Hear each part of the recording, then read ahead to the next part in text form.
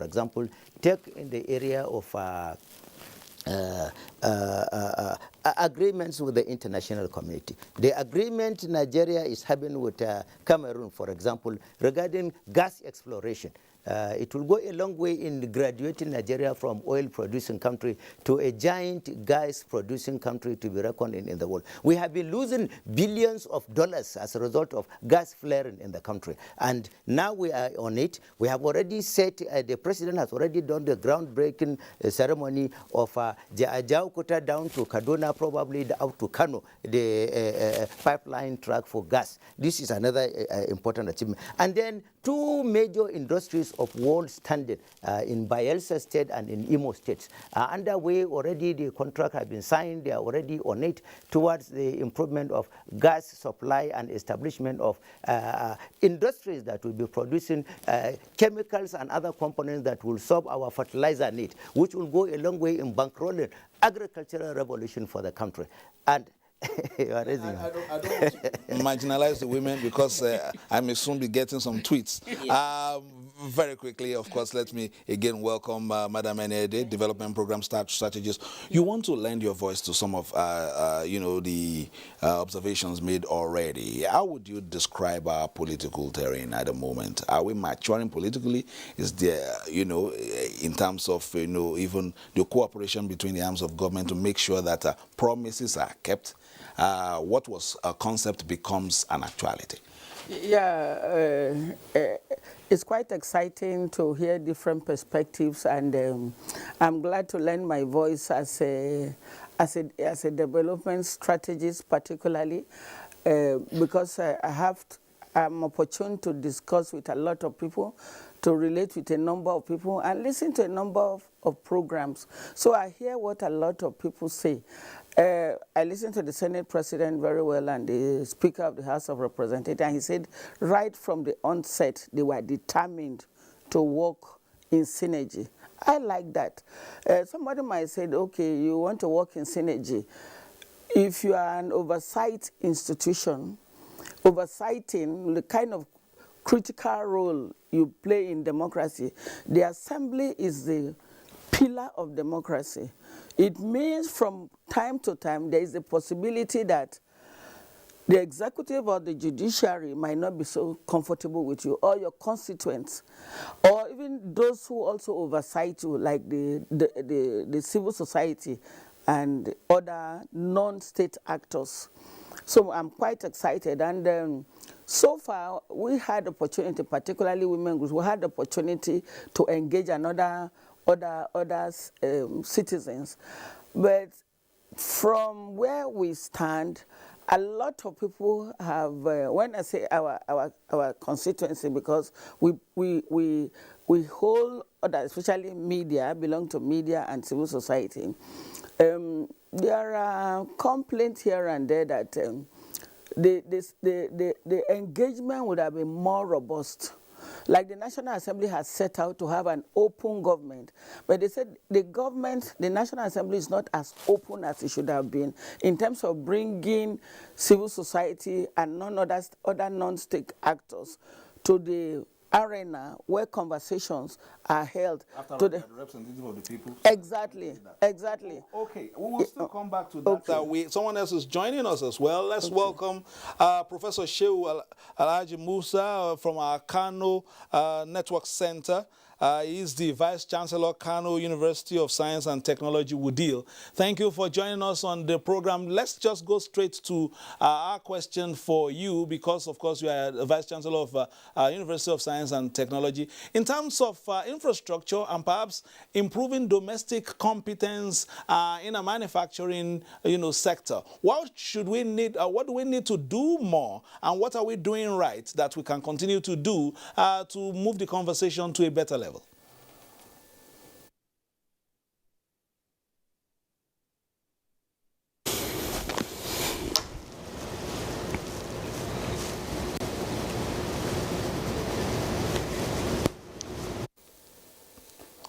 Prof, are you on to us now, sir? All right, while we're trying to get the audio right, the Vice Chancellor, University of Science and Technology, standing by from our Kano Network Center. We'll try and get him and make sure he makes his intervention. But while we wait for that, let's perhaps put in some more questions in terms of another aspect of what we're talking about. And to improve on the living conditions of Nigerians, the administration of President Muhammadu Buhari has over the years laid emphasis on food production, infrastructure development, with several social interventions aimed at lifting the vulnerable out of poverty. Caleb Gochin brings us a situation report from Plateau State. Agricultural production and food sufficiency remain the most important components for the survival of any nation. This must have formed the basis for the decision of the federal government to ban the importation of food that can be produced locally in order to boost local production.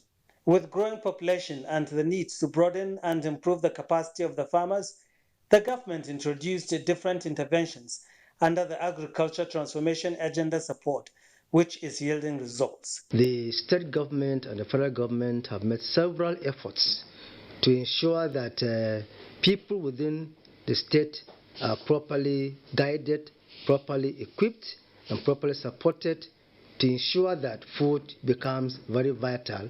Our farmers on the plateau are getting 4 tons to 5 tons per hectare, which is also very, very encouraging. By the time the private sector comes in, they'll be able to create more job opportunities, they'll be able to produce more food, and then we'll also be able to create income in the hands of those who are going to participate in agriculture. Similarly, infrastructural development cannot be downplayed if a nation is to be seen to be moving forward, hence the attention being accorded this sector by the federal government.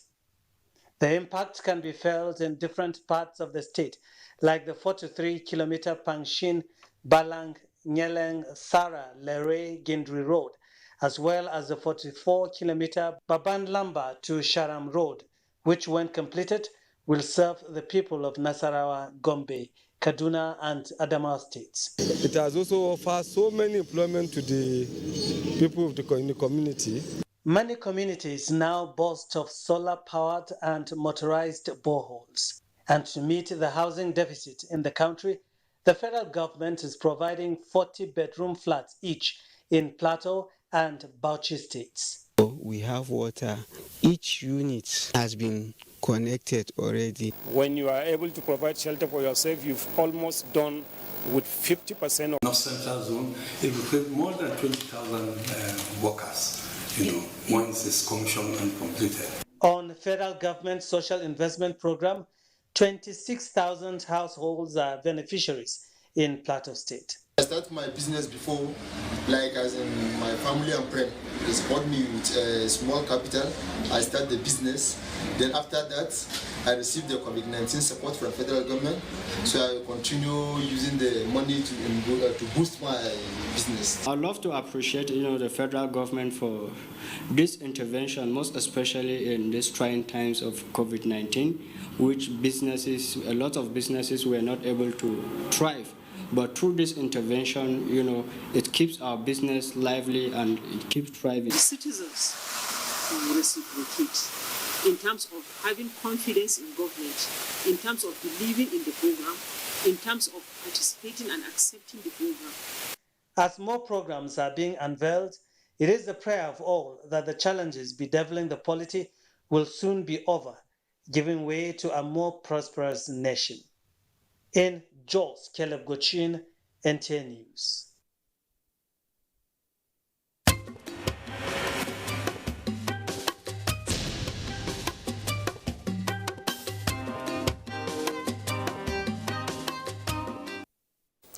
Many thanks to Caleb for that report. We'll go to the News 24 studio. You saw a few of some of those projects in some of the reports we've taken, talking about engineer Kashim Ali, MNI.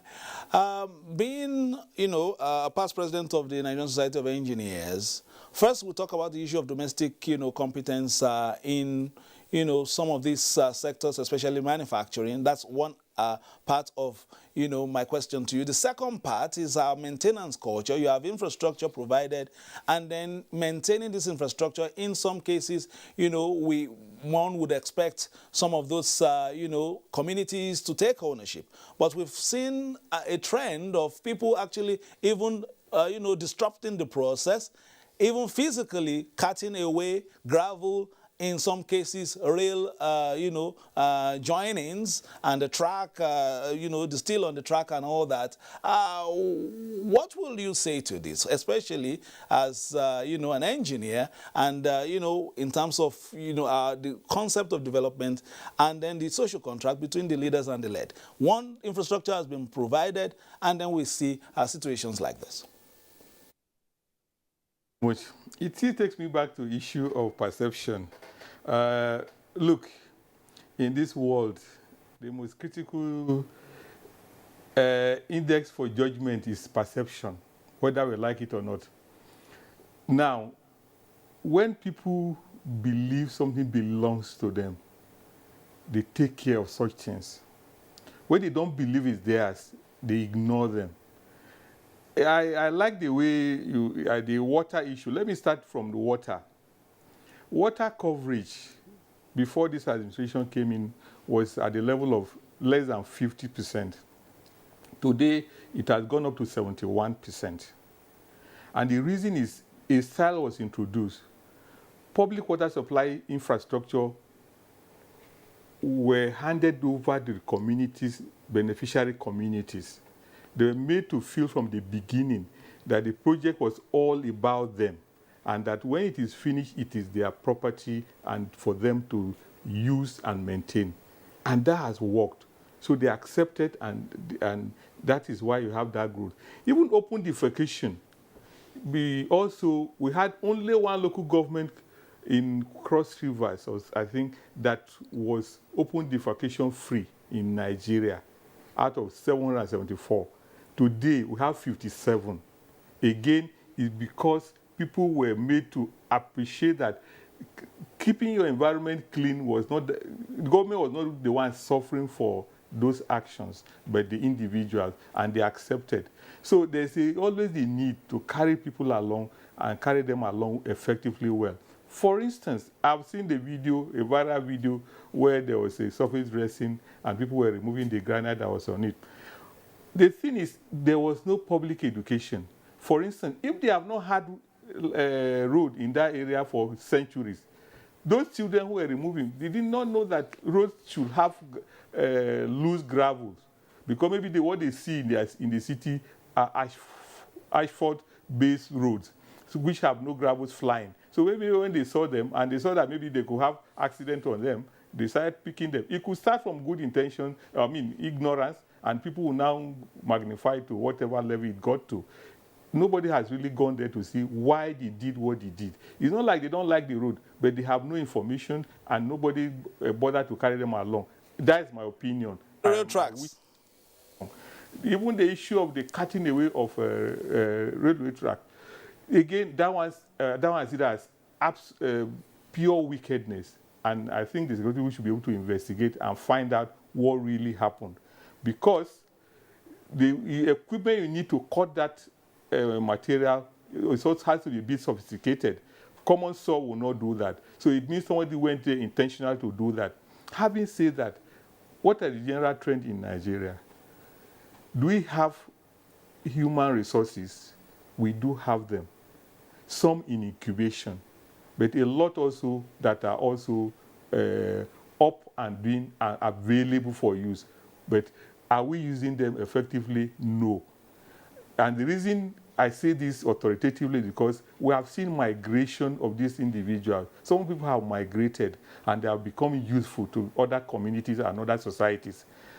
And because if you look at the science and technology-based institutions around the world, anywhere you go to where they are doing serious engineering and technology work, they don't have Nigerians. That means that place is not developing yet. So that if we can be so useful abroad, why can't we be useful at home? But we have chosen to do the way we do things, and if we change our policy, and that can be sectoral, Because I can assure you, I've told you about the water sector, what has been done, and there's a growth in that place. If you do that in the rail sector, in road sector, and power sector, you get results also that will make, grow our economy and grow our nation. So let me just take you from there, because since you know, we are talking to engineers and people in the you know, technology space, I just quickly go to Kano, and Professor Shehu Alhaji Musa is the Vice Chancellor, Kano University of Science and Technology, Wudil. Prof can hear us now, I think. So let's start our own conversation from the you know, point of competence. For instance, the students we are churning out to, you know, be in some of these sectors. In terms of competence, are we still there in terms of, you know, the quality of students coming out from that sector, especially to feed our technology sector, to feed manpower in these areas, especially now that we are seeing massive growth in the rail sector? We'll be expecting students, especially from schools like yours, to begin to migrate into that direction. What is the state? What is the situation now? Is there some enthusiasm building in your sector?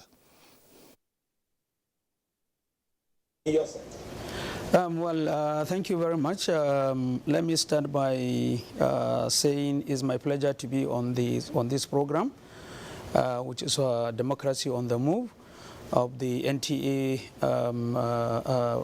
program. Let me also wish all Nigerians happy Democracy Day. And let me also wish all Nigerians and the Black nation of the 22-year democratic journey for our country. It has been a remarkable one. Yes, there are challenges, but overall, by and large, I think the successes outweigh the number of challenges that we actually face. It's also congratulations to the leaders of our country, and congratulations to all actors, congratulations to all Nigerians. Having said this, let me also move straight to attempt to answer your question. Yes, the graduate of our universities, certainly there are a lot of improvements now, and if you remember, the universities are now moving up in terms of improving the quality of our educational system. Engineers, you know, environmental scientists, agricultural scientists, all other, you know, graduate of Nigerian universities, I believe there are now better opportunities in terms of training, in terms of quality. We need to remember that TETFAN has done a lot of support to universities, and the state government as well has also done a lot of supports, and also there are other international interventions that have all gone to support all this. And you also remember that there are, from time to time, review of our curriculum to ensure that, you know, the graduate of universities are measuring up to that level. Sometimes, I think, as the engineer have rightly said, sometimes perception matters in our own circumstance. Sometimes we don't see good in ourselves, but we could see good in other product that is not even as standards as ours. Despite the fact that, yes, there are rooms to improve the quality of our training, which is the same thing with all over the countries in the world. Because if the training are static, it simply means that, you know, our relevance to the society will be limited. So overall, I can assure you that the universities are doing their best in terms of producing additional quality manpower. I'm only going to give you one example. With my university, recently students of architecture have participated in an international competition in Georgia and the United States of America, and they become third all over the world. So with this, I believe that these graduates can measure up to any other graduate in many other countries of the world. Yes, there may be a need for improvement, and we agree that there are rooms for improvement, and I believe that the Nigerian graduates are doing their own best. Up to now, the graduate of Nigeria, you still see that even in the foreign countries, a number of them have been directly engaged to do their masters and PhD without even remedial programs. And I believe this speaks about the quality that we are producing. But like I said, let me not be misinterpreted to mean that it is Uhuru and everything is okay. No, there are rooms that we can improve, and I can assure you that the IT is given the latitude for universities to improve on the capacity, the capability of the Nigerian graduates. And this is not something that we can achieve overnight, but it's something that is gradual, and I believe, I'm happy to say that gradually we are moving toward excellence in terms of producing well-rounded academic graduates that have very good moral training that will be for the benefit of our society. Prof, because, let me stay with you just to take this follow-up. Are you tailoring your research and your activities within the school to solving problems directly in society? Like we've had those theories of perhaps a little bit of valley of death between the town and the gown, meaning society and research institutions and tertiary institutions. Have you having collaboration, especially with manufacturers in Nigeria and companies, so that students begin to tailor their research, their efforts to solving these problems, and then job creation becomes easily accelerated? That's right. For Kano University of Science and Technology, I can assure you we are doing that, and I believe many other universities are doing that. For example, Kano University of Science and Technology have had a data of all the industries in Kano, and we're organizing what we call university industry linkage, and we're taking a whole week to showcase the innovations and technologies that have so far been developed by the university, and the industries on their own hand should be ready to now tell us that this is the type of training that we really require at the moment. I can assure you this is part of the 20th year anniversary celebrations of the university. We have contacted all of them. We have sent letters to them. So far, about 26 have indicated their willingness to partner with the university in terms of their quality assurance units and in terms of the manpower development of their respective industries. So we know certainly that if you are producing graduates that are not measuring up to the industries, you are only increasing the burden of the society. And let me give you, typically in the area of agriculture, we are tailoring all our researches that will be for the direct benefit of the society. For example, we have now introduced the concept of Irish potato farming in Kano, which in the past, people have the peelings that is only in the plateau that you can be able to produce Irish potato. This technology is ready for uptake by farmers around Kano and other neighboring states. And by way of also showcasing that the universities are currently engaged in doing a lot of work that support science, technology, and innovation. During the COVID-19 pandemic, if you move around some of the Nigerian airports, most of the solar-powered thermometers that have been used to measure temperature is being produced by Kano University of Science and Technology. We have also produced solar infrared temperature measuring device, solar infrared sanitizing machine. We have also, in the technical and vocational education, we have produced a lot of posters, a lot of machines, big posters. Thank you, Prof. I know you agree with me that you are also due to pay NTA some bills because you've done some adverts for that college at this time. But we will allow you. We'll allow you. Let's quickly go to News 24 studio very quickly, and VC of Base University, Professor Tyler Rahman, is here. We have to look at the issue of the rule of law. And while you are here, in the past 22 years, how have we done that in terms of the observance of the rule of law, helping those processes grow, especially our pre- and post-election phases? What will be your comment on that? Once more, adherence to the rule of law has been obviously a mixed bag.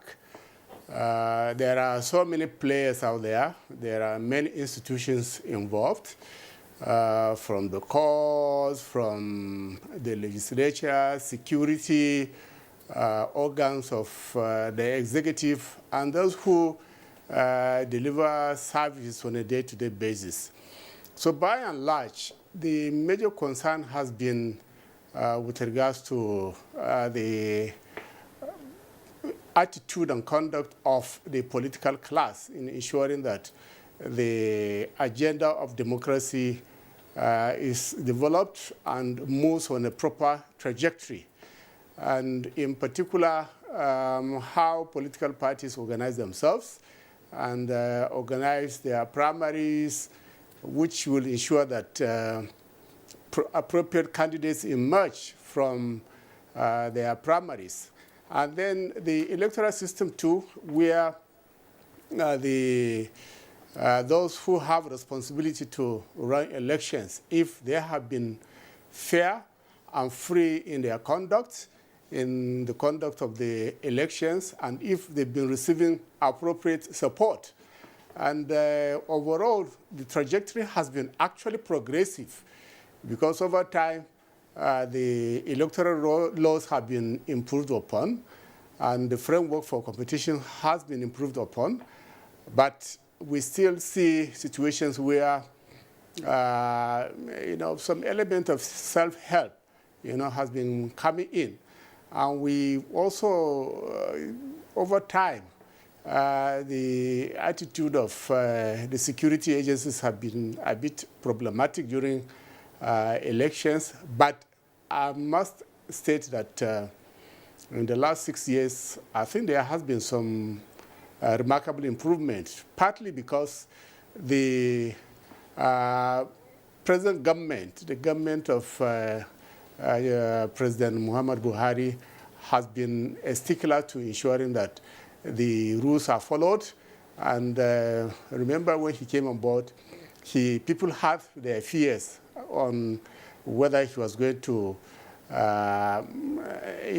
be able to adjust to the tenets of democracy. And I believe he surprised a lot of people, the way he changed, the way he approached democracy, because he allowed institutions to flourish the way they should flourish.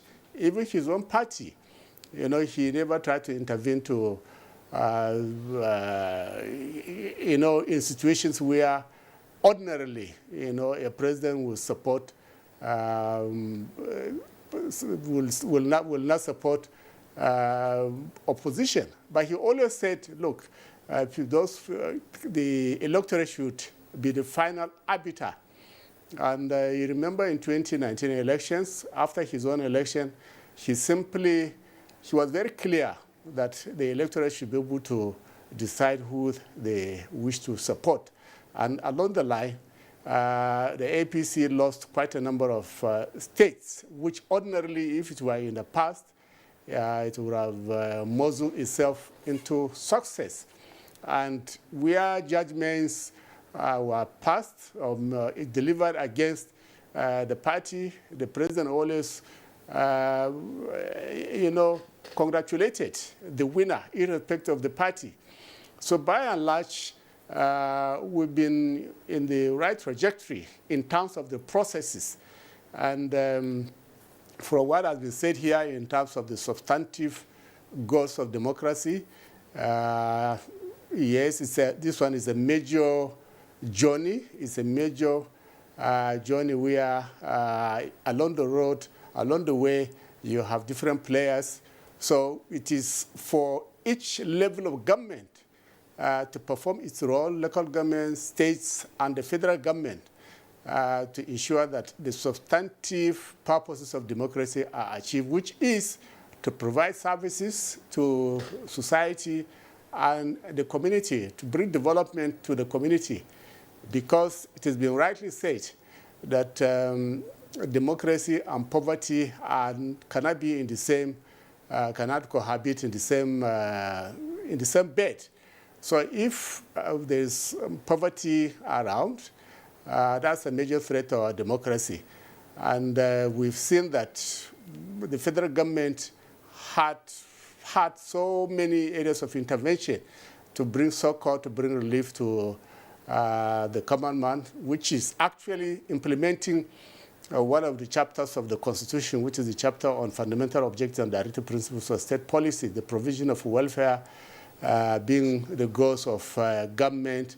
And so the government, through all those interventions, which my Nasara mentioned some of them earlier, which are already in the public domain, are intended to address some of these things: infrastructure, social intervention on a very massive scale that we have seen. It may be that it is not very obvious and very impactful at this time because the level of poverty had actually reached a very high level before this government came in. But it's already beginning to show face that these interventions are making some difference in the communities, in the areas of agri, in the areas of, especially in the areas of agri, and then the individual support to the communities, and then even small-scale industries which have had access to a whole range of interventions through the central bank and other development initiatives introduced by this government. So by and large, overall, I think we are on the right trajectory. It's a question of, and of course, part of the problem is our democracy at the moment, or governments are limited to a particular term. In this case, 8 years maximum. So each government must continue from where the other stopped.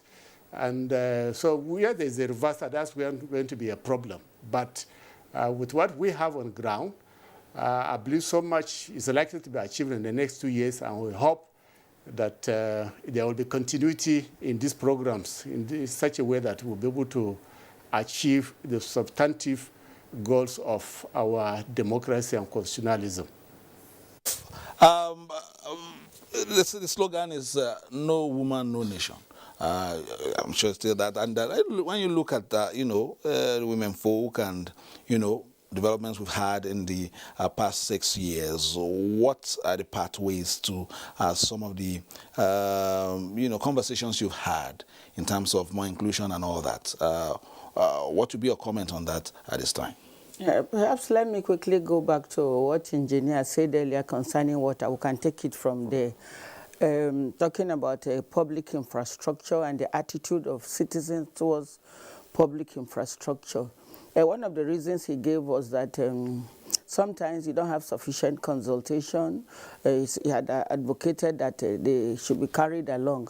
And if you look at it from that perspective, before we come to political participation of women and representation in public life, one of the key areas in that, in particular, water, in order to avoid water stress, is particularly important to have in the project cycle. There is a need for consultation, and that consultation should be based on needs assessment. It's when you have the needs, you know the needs of the people, and you cite a project, and you have consulted with them, that it is easier to protect.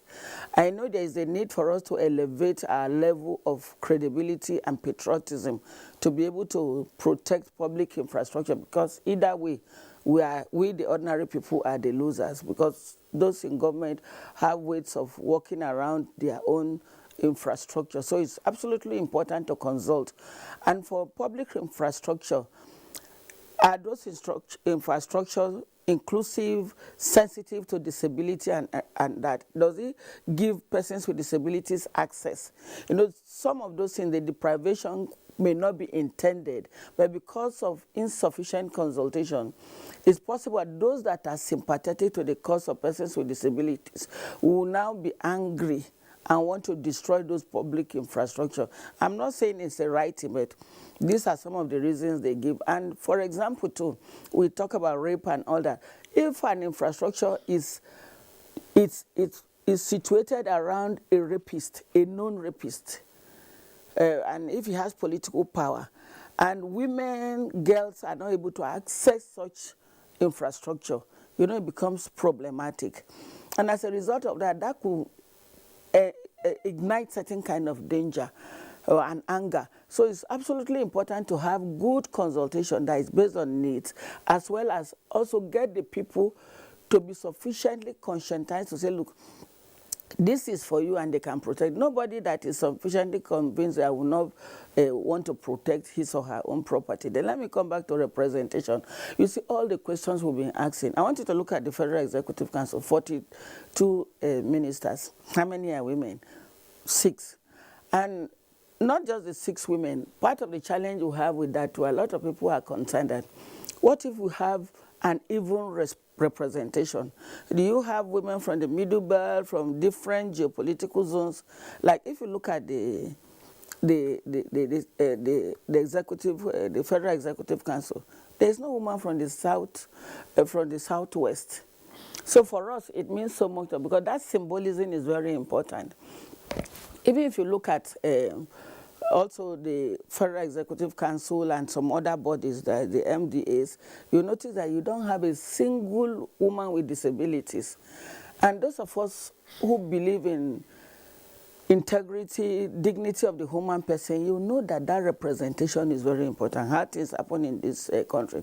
If we are worried about federal character, then there should be that component of gender inclusion and diversity in federal character, not just a generalized federal character. Just based on it should be sensitive.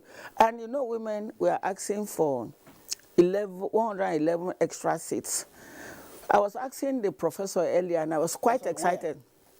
The House of Representatives and the Senate, as well as in the, yes, 111 in the two chambers. It doesn't look like you believe it because you are smiling. No, I'm not smiling. I'm not. The smile is not patronizing. Okay. You are wondering how. This has to do with consultation with all the political parties. We've done consultations. With all the political parties. Yeah, and the consultation is still ongoing. But the issue here too is that have we not come too far in terms of asking? And what we're asking is just minimum and just very legitimate. So I'm wondering how long you want us to be able to be advocating. Like the 12 centers receive memoranda from different women groups. And look, this is what is good for Nigeria. It is harmless. I know that a number of people, initially I was a little bit apprehensive because I believe in reality. I was wondering, well, is that not going to overblow the already bloated governance structures? But we looked at it, okay, is it now because it has come to women now you are looking at it, then what other ways can you do? How can you now restructure to be able to bring in women? You hear about restructure from south, west, east, middle belt and everywhere. Then why won't you also think about restructuring to bring in more women? Because it's good for all of us. It's the other girl that is laughing, actually not me. And I need. Yeah, I know too. He will believe in it because it's something that will bring peace for us. It will address insecurity because my heart is always broken when there is a little protest. The way security agents and those who are protesting meet. Once they meet, there's always a depreciation, diminishing of public infrastructure. So anything that will bring about peace, security, as well as stability and development, why won't you go for it? And this is one of it. So women are not asking for too much representation, not just that you just put us as a cosmetic approach. We want to have substantial input to whatever is happening. And it's not that it's just good for us, it's good for the country. Even at the level of security, look at all the security structures that have been put in place. You notice that we are still talking about putting women in different structures that will be able to bring peace, mediation, peace and security. That is not even an elective position. We don't need to be struggling. We need to be in the assembly. We need to be in the local government structure. We need to be in different panels. You have seen that there are panels they set up. At the end, they just fight and everything scatters. If women are there as we are here at the table, will I allow, if for any strange reasons, there is disagreement between you and my brother here, you think I will allow it? No. I won't allow it to escalate. So I want us to look at that. Of the woman. Yes, naturally. We bring. Not necessarily because. No, we just need it. All right, let me quickly. It's legitimate. Let me bring, Mr. Kogo in very quickly. 6 years, and then this point now we are in this. We are moving now into the second half of the second half, if we put it that way. What are we to expect as we enter the home run of this administration? Well, I'm glad we are getting more enthusiasm towards the zest for citizens' engagement. Even though constitutionally speaking, Section 21 talks about the evolution of our culture. Our culture to be all-inclusive in whatever the government is doing. It is our responsibility to support the governance in all spectra. For example, the issue of the national ethics That is there in section 23 of the Constitution. The national ethics for us to have dignity, respect for womanhood, respect for labor, respect for constituted authorities. And the same Constitution in section 24 imposes duty. If you realize the ethics, then it is your responsibility to partake in the governance. All these hue and cries being done, issue of marginalization, issue of this, issue of this. The problem we have simply is there is a disconnect between the actual theories we have assembled as our Constitution and the practical reality of those in power. For example, if you take the compendium provisions of section 16, 14 subsection 3, section 15, section 16, section 17, particularly 15 to 17, 2 and 3, clearly there is nowhere a woman will talk about any marginalization, because clearly it is said there that the governance of the country should be such that should prohibit marginalization in any form on the basis of sex, tribe, religion, geopolitical belonging, or whatever particular primordial consideration you have to. Therefore, it is responsibility on the government, on the political structure, to really carry all on board. These agitations for reforms, for this, those that are agitating it are misplacing the priority. For example, the 1963 Constitution, if we take it back, it is direct opposite of 1999 Constitution. In a situation whereby you have the states holding control of all the economic domain and then giving a little residue to support the federal architecture. The 1999 Constitution is an opposite of that. All the resources you have belong to the federation. All the whatever you have belong to the federal government. And you cannot solve the problems by mere advocacy through conferences, through meetings and the rest. If you have anything you are either in doubt of, or you want it to be changed, or you are not happy with it in the Constitution, you must channel it in tandem with the provision of section 14 subsection 1 that talks about constitutional democracy, representation by the people. In other words, members of the National Assembly are there, members of the State Assembly are there for those problems dealing with the states. You have to pass it through the structures that are really enshrined in the Constitution. Sections 8 and 9 of the Constitution are the provisions you must respect in entrenching any change, in entrenching any reform, in entrenching anything. You cannot solve it by mere talking. Therefore, I expect the second 2 years to see partnership in the real democratic form. Section 14.1 says that the sovereignty belongs to the people. Therefore, whoever has passion for the people, whether you are a civil society group, whether you are a governor, whether you are a legislator, whether you belong to women group, whether you belong to human rights group, you must partake and respect the provisions of sections 21, 23, and 24 of the Constitution and become a component of the engineering drive for service delivery for the government. You must put yourself to be part and parcel of the government. Little drops of water makes a mighty ocean. It is your little contribution, support, and cooperation with the policies and programs of the government that will take Nigeria to the promised land.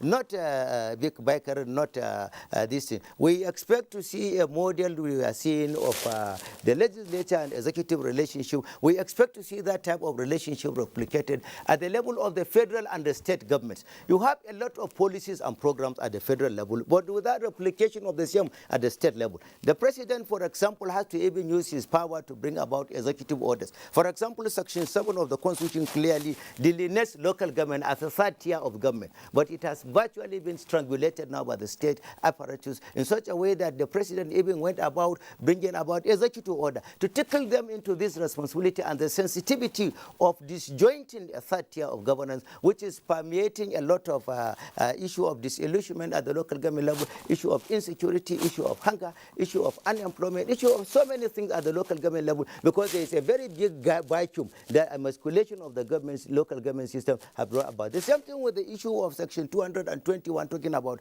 the autonomy of the state legislature, the independence of the state legislature, and the what do you call it? The judiciary. The judiciary. Unfortunately, look at the length of time the judiciary workers are on strike, pressing for the independence of their decision. Therefore, we must give respect to provisions of Section 230 to 304 that gives avalanche of powers on the judicature, on the aspect of the judiciary to determine these things. The independence, if it is not there, the independence, whether it's financial autonomy, whether it's operational, whether bureaucratic, whatever independence, if it is not there, they cannot exercise all the provisions given to them by the Constitution in Sections 230 to 304. Therefore, we expect to see people that are governing us at the state level entrenching themselves as stakeholders, on the interests and aspirations of the citizenry. We need to see more of that. We don't want to see a situation whereby those fundamental things provided for the Constitution, you are in clear disregard of it, in clear violation of it. And then at the same time, another issue is that of this issue of Section 14.2. Let me quickly exercise the provision given to me by the director to take my next story. I'll still come back to this. The 6 years of President Muhammadu Buhari's administration has continued, to lift the standard of living of the people, especially the poor and vulnerable, through its agricultural revolution, rural water supply, rural electrification, rural roads, and the social investment programs, as you rightly said. Ogachukwu Kaona in this package highlights the impact of these programs in some communities in Edo, Delta, and Ekiti states. In agriculture, the Edo Agricultural Revolution, with efforts of the federal government and other stakeholders in the agricultural promotion policy, also known as the Green Alternative, has seen the empowerment of low and medium-scale farmers. This is through the periodic training of farmers, distribution of chemicals and seedlings, and provision of storage facilities to encourage mechanized farming. Under President Muhammadu Buhari, Federal Minister of Agriculture and Rural Development have done so much for Edo State, especially in the area of rural infrastructure program, like rural road, rural water supply, and street lights. 2015 to date, the ministry has constructed and rehabilitated 40 roads, totally about 120 kilometers across the state. Federal government some time ago introduced this growth enhancement support scheme, and the CBN too also introduced this NISA under the able leadership of Mr. President Muhammadu Buhari. So, and NISA has done very well to most of our farmers. In Ondo State, the federal government increased youth participation in crop production and value addition, which has progressively improved the face of agriculture. We are talking about rural production. Buhari administration is fantastic about that one. There's no doubt about that one. We should tell the truth. When we are talking about rural production, it's perfectly okay. I have a farm of my own. I rear poultry beds. I sell cassava stems. We put ourselves together as a cooperative. We've accessed a lot of money, and we are making it. I would like the government to improve on good roads, accessibility to the farm. Same goes in Delta State with deliberate pursuit of food security. It's the continuity of these programs that we have as a problem. In the provision of water, the Uromi Ugboha Water Reticulation Project in Edo State in 2018 has made it possible for over 500,000 residents to have access to potable water in Edo Central and Edo North. There is also the intensive rehabilitation of moribund facilities of some dams in the areas. Programs the federal government is working on at the moment through Benin-Owina River Basin for the state. They are also working at Auchi at the moment, at the Auchi water scheme. They are working at Oto. We started enjoying water in this community, started from 2017 to this time. And since then, we appreciate the effort of the federal government. The Ogbese multi-purpose dam project in Ekiti State is also one way the federal government is providing sustainable access to potable water to maintain the integrity of freshwater ecosystem of the nation. But this project is yearning for urgent attention. In Ondo, the various water projects by the federal government in the last 6 years excites the people. Right now, there's water everywhere. We praise the federal government, both the federal and the state governments. We so much appreciate them. We enjoy this water seriously. In roads infrastructure, although work is temporarily on a halt on the Okpila axis of the dualization of the Benin-Auchi-Okene Highway, about 30 kilometers from Auchi to Okpila have been fully dualized and asphalt laid. Auchi to Okpila, it goes more, but Okene to Okpila to Okene is very bad. No roads. The government they try. I know say the government don't they try, but may they put more efforts. The Benin-Ore Road, awarded in 2014, is among the 25 strategic economic projects the federal government is funding with the 10 billion naira Sukuk fund. The road is in a good shape.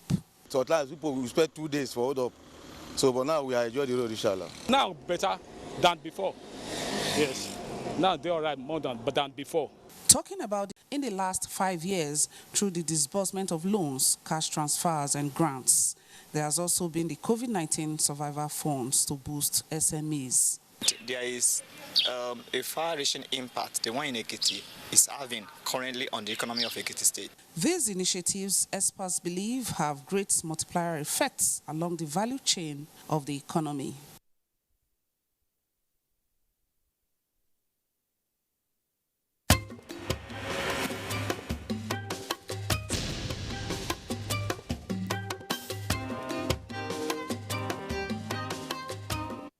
All right, this program is still Democracy on the Move, the second wing, concerning Nigerian Television Authority, where we give you the very best of news, reviews, previews, and interviews.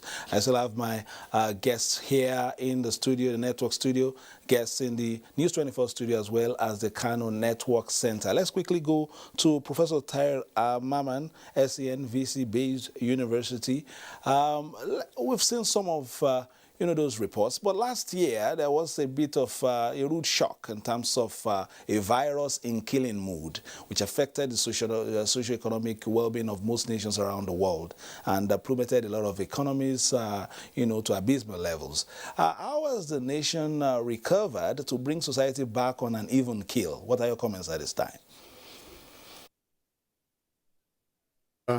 We, as always, we want to thank God for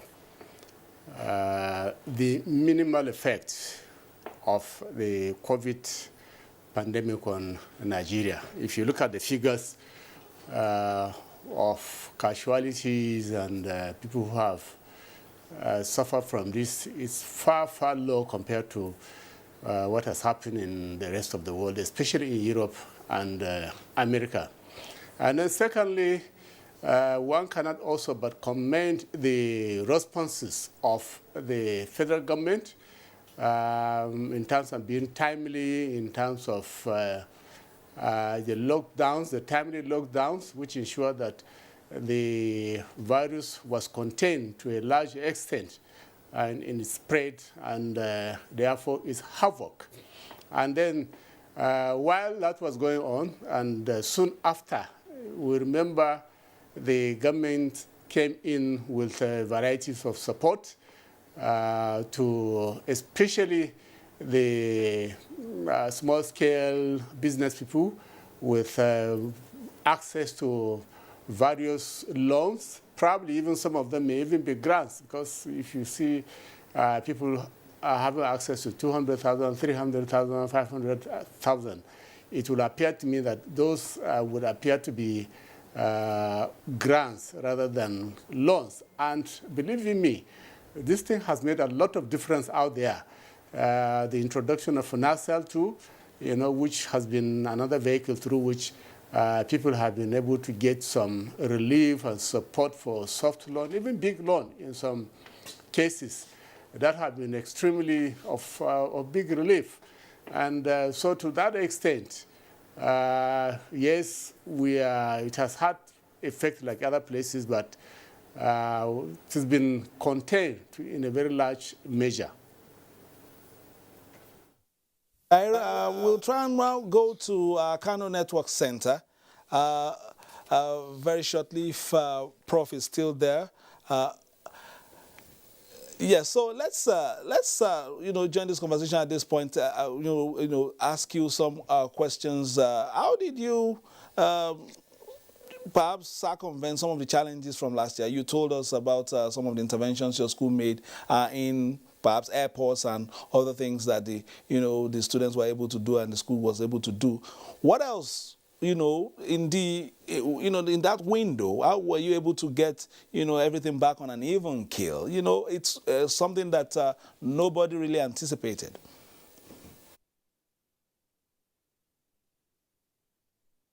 Well, thank you. We put all the necessary effort because we know that the expectation of the society is that some of these, measures need to come from apex institution. It's not only my university, but I believe many Nigerian universities have done a lot of issues. in terms of how do we contribute toward fighting the COVID-19 pandemic, in terms of the oxygen, supply arrangement, in terms of the beddings, in terms of the infrared thermometers, and many have you. And virtually from all over the country, universities have really played an important role in supporting government toward fighting the COVID-19 pandemic. Right from the onset, many institutions, like my own institution, also engage in sensitization, education, because that has gone a long way in terms of bringing people to the fore that this is really a serious issue, and everybody, all hands need to be on deck so that we can be able to really... Yeah, Prof, can you hear me? I wanted you to look at the response of the academia in general, of which, of course, your school is also part of. Of course, we understand that it's also a good window for you to tell us a bit about what the school has been able to achieve. But in the academia in general, how has the response been? Have we floundered? Have we relied more on foreign intervention? Or have we tried to rise up to the occasion in providing technological solutions to some of these problems that emanated from the challenges posed by COVID-19?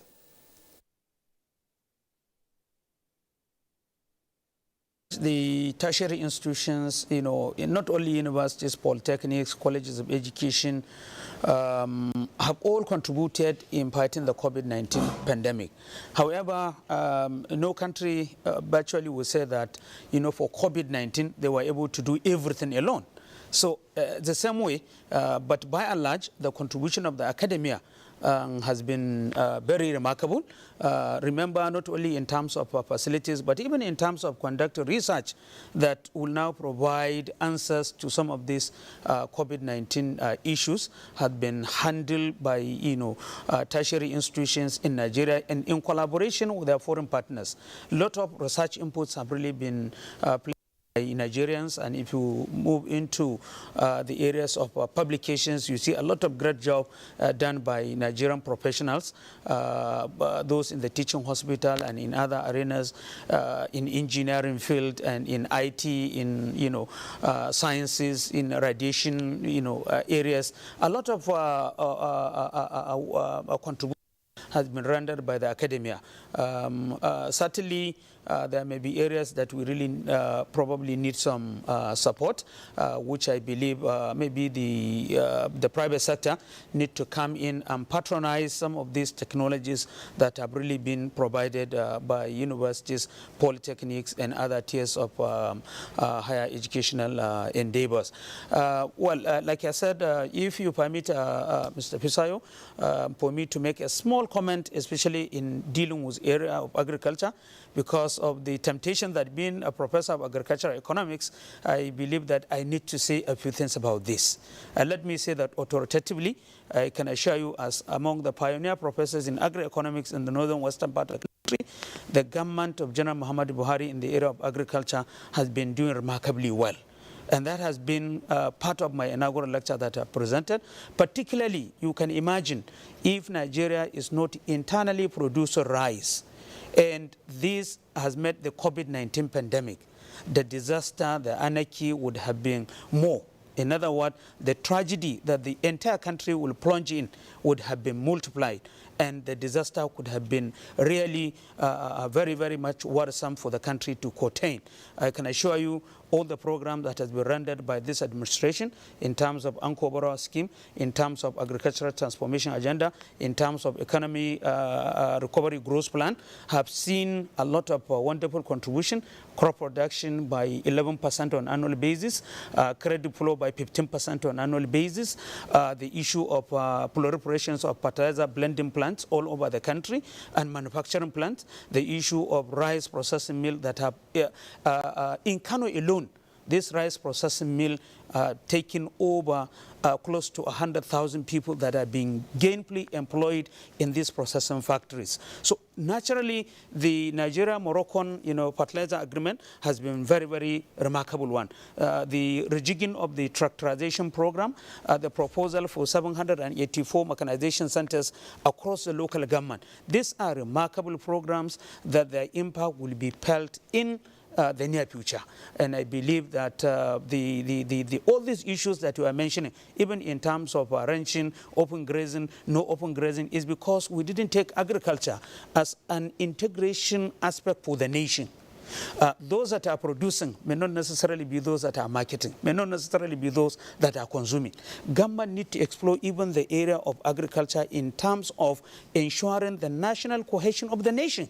And I believe if you take the economy growth plan, this is an area that value for agriculture is translating to over 21 trillion naira.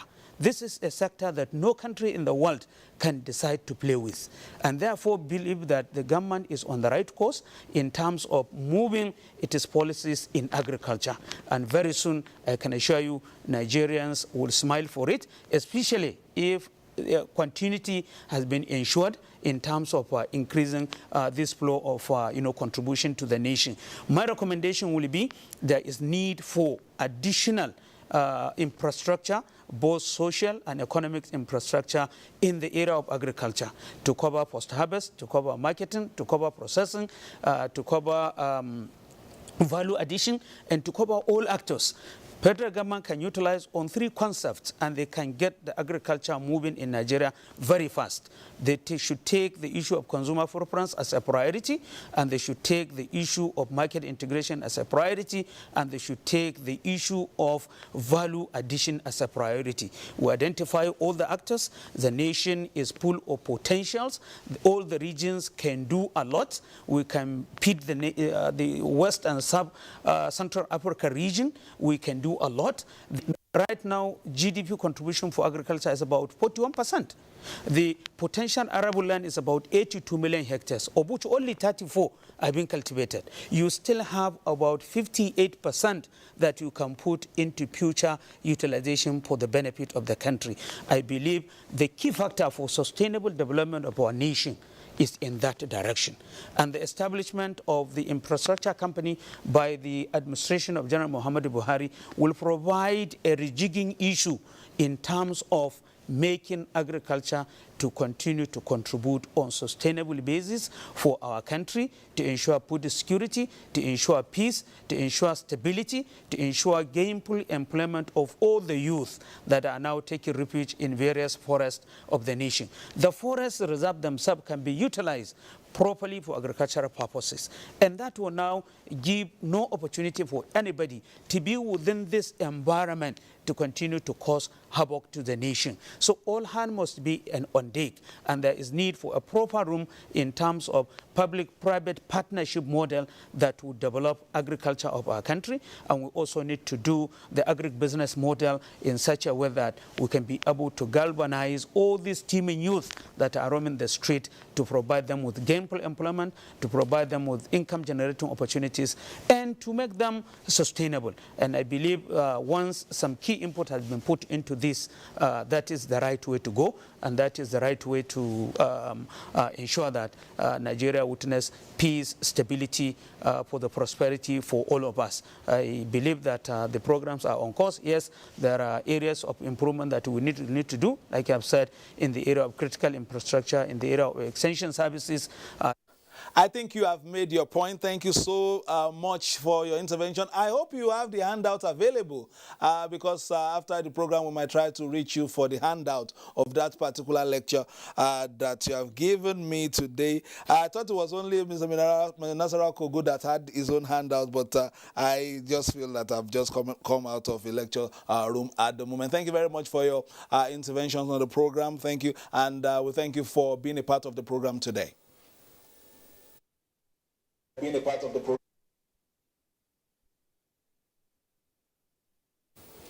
All right, so you saw he's so passionate about that sector, and we've made unfortunately, of course, we had some of the challenges coming out of the flooding in Kebbi affected a lot in terms of the rice sector. A lot of the harvest just lost based on what happened, the huge flooding out water cascading across that state in that water. Notwithstanding, it's made a huge a number of points as looking at the agri sector as you know, perhaps a gold mine has not been fully tapped, and perhaps the way forward in terms of the, you know, agitations for job creation, for youth engagement and all that. What are your comments on what Prof just said all the way from Kano? Yes, I believe Kano model is a very good model that can be replicated in other states. And when you are talking about agriculture, really the historical foundation of the nation was based on agriculture. Now, how do we actualize the dream? We have to eliminate the greatest enemy to agricultural development, which is insecurity. Because with insecurity, you cannot even get to the farm. Most of these bush enclaves where these criminals are hiding, if these enclaves, for example, the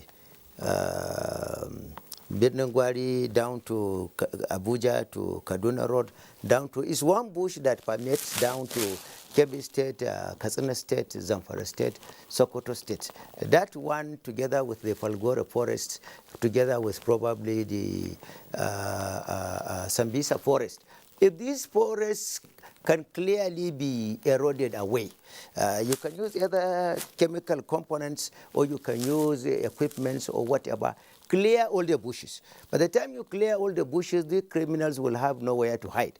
By the time they don't have anywhere to hide, you can invest seriously in mechanized commercial agriculture, creating agricultural industrial zones for those bushes, creating roads infrastructure, electricity infrastructure, set up fertilizer planting industries, gain employment for our teeming youth so that they will be engaged, they will be fully bankrolled into agriculture, and then establish agricultural processing zones for export, which will enhance foreign earning for the government, which will, at the end of it, you will have a lot of deliverables. You will see the end of all these bandits hiding in the bush. You will see teaming our youth that we are having roaming the streets, gaining employment. You will see bumper production of agricultural output, as a result of which we fight number one enemy, hunger.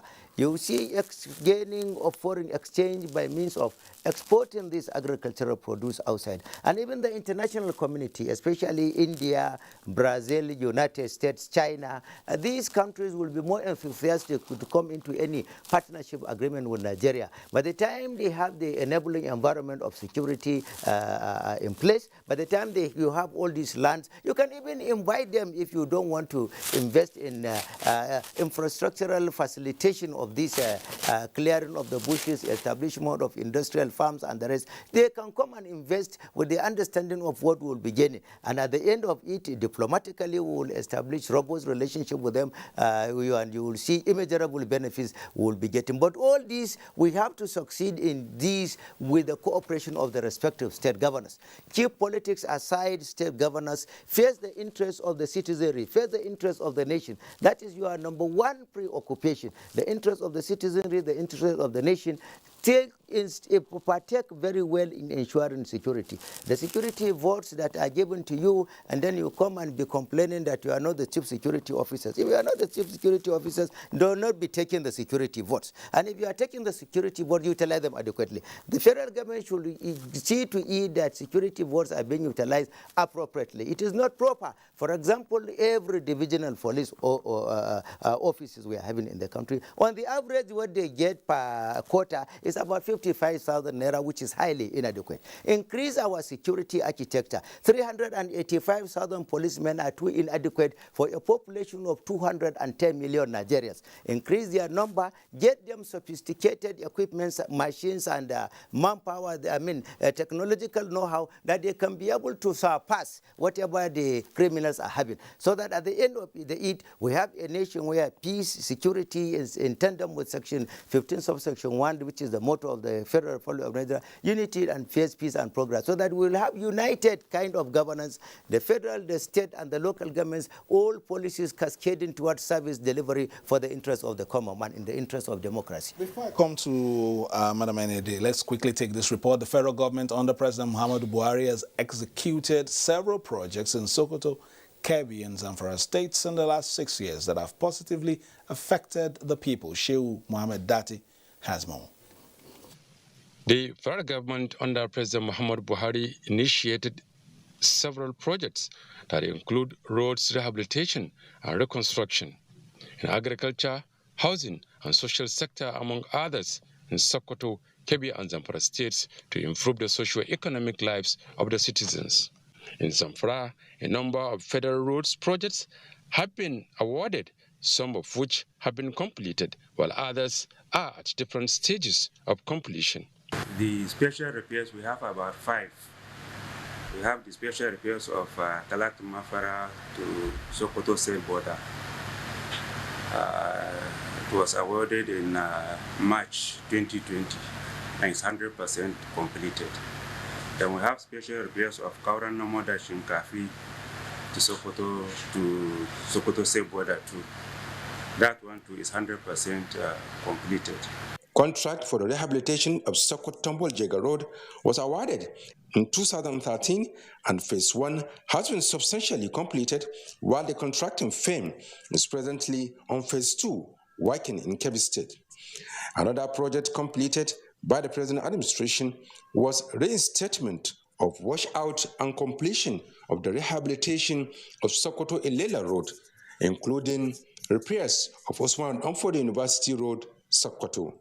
Contract for the rehabilitation of 29-kilometer Kajiji-Jabo Guraji Tekwacho Road in Sokoto State was also awarded at the cost of more than 5 billion naira and had commenced on 12th August 2019, and it is expected to be completed in August 2021.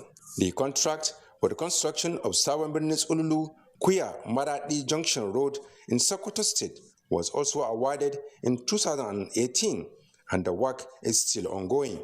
For quality job, we have laboratory and we have good hands supervising, making sure that good materials are being used, and the workmanship,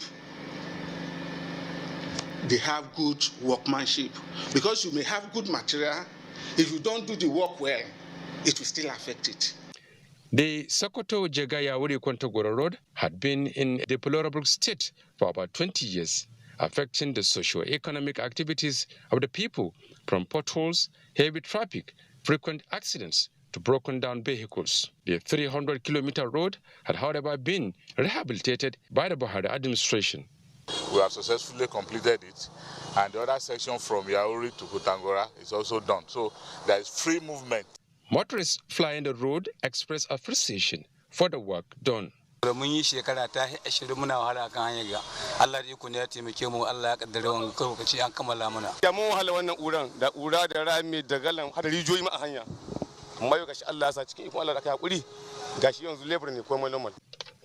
Anko Borrowers program is an essential part of the President Buhari's drive for economic diversification, which has improved and transformed the nation's agricultural potentials. The successes recorded in Anko Borrower, by far, even if the 14 billion naira is not paid, the success by far surpassed that amount of money. Initially, when it was started, people took it as a joke, and they were thinking that Kebbi State Governor and indeed the people of Kebbi State who have demonstrated the willingness to champion it are just joking. And today, as you can all see, particularly during this COVID-19 lockdown in the world, even only because of the rice farmers of Nigeria, there wouldn't have been rice to eat during the lockdown. But as God will want it, our farmers have demonstrated that they can feed themselves and they can feed this nation. The Anko Borrowers has led to the emergence of 4 international standard rice mills and numerous local rice mills in Kebbi State, and due to availability of paddy rice produced over the 3 planting seasons, creating wealth and job opportunities. In Zamfara, the Anko Borrowers program focused on rice and cotton production. Production is actually going on. Cotton was farmed in the fields by Nigerian farmers. The bags you are seeing are from Nigerian cotton, not imported, produced by local companies. So let the government continue to ban the importation of rice, since Nigeria can feed herself with rice, and even West Africa. Other projects that got the attention of the federal government in Zamfara State include completion of the Federal Secretariat, which has reached an advanced stage of completion, and the National Housing Program are ready for allocation. In Sokoto, Shehu Muhammad Datti, NTA News.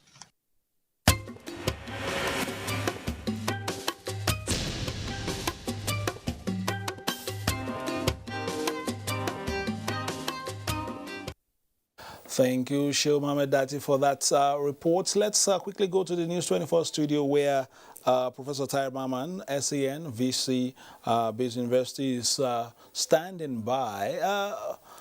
Prof, as we, wind down on your contributions on the program, what are your expectations and what would you like to see as we enter the second half?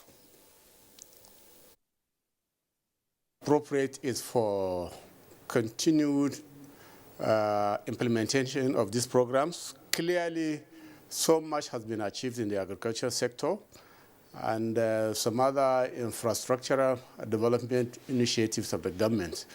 So what is good is continuity of the policy and obviously for whatever happens after another 2 years of this government, we still need continuity of these policies because it has demonstrated that this country actually has the capacity and the will, to achieve what is needed to bring development to this country. This is very clear evidence, and so all that we need is continuity and the necessary goodwill to implement it.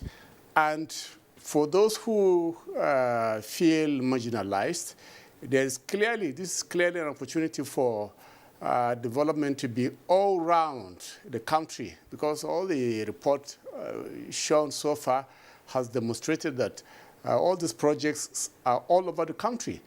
So instead of the elites fighting for positions and individual benefits in the system, we should all work towards what all that is needed is for us to work together to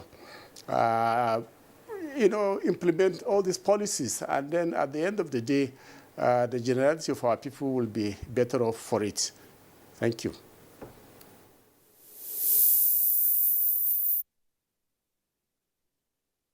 Hope that many of the, your expectations and your prayers are answered, and also to Prof in Kano, he's dropped so many things and he's planted so many ideas in our minds. We hope to harvest them perhaps also in the next 2 years. Thank you for your contributions.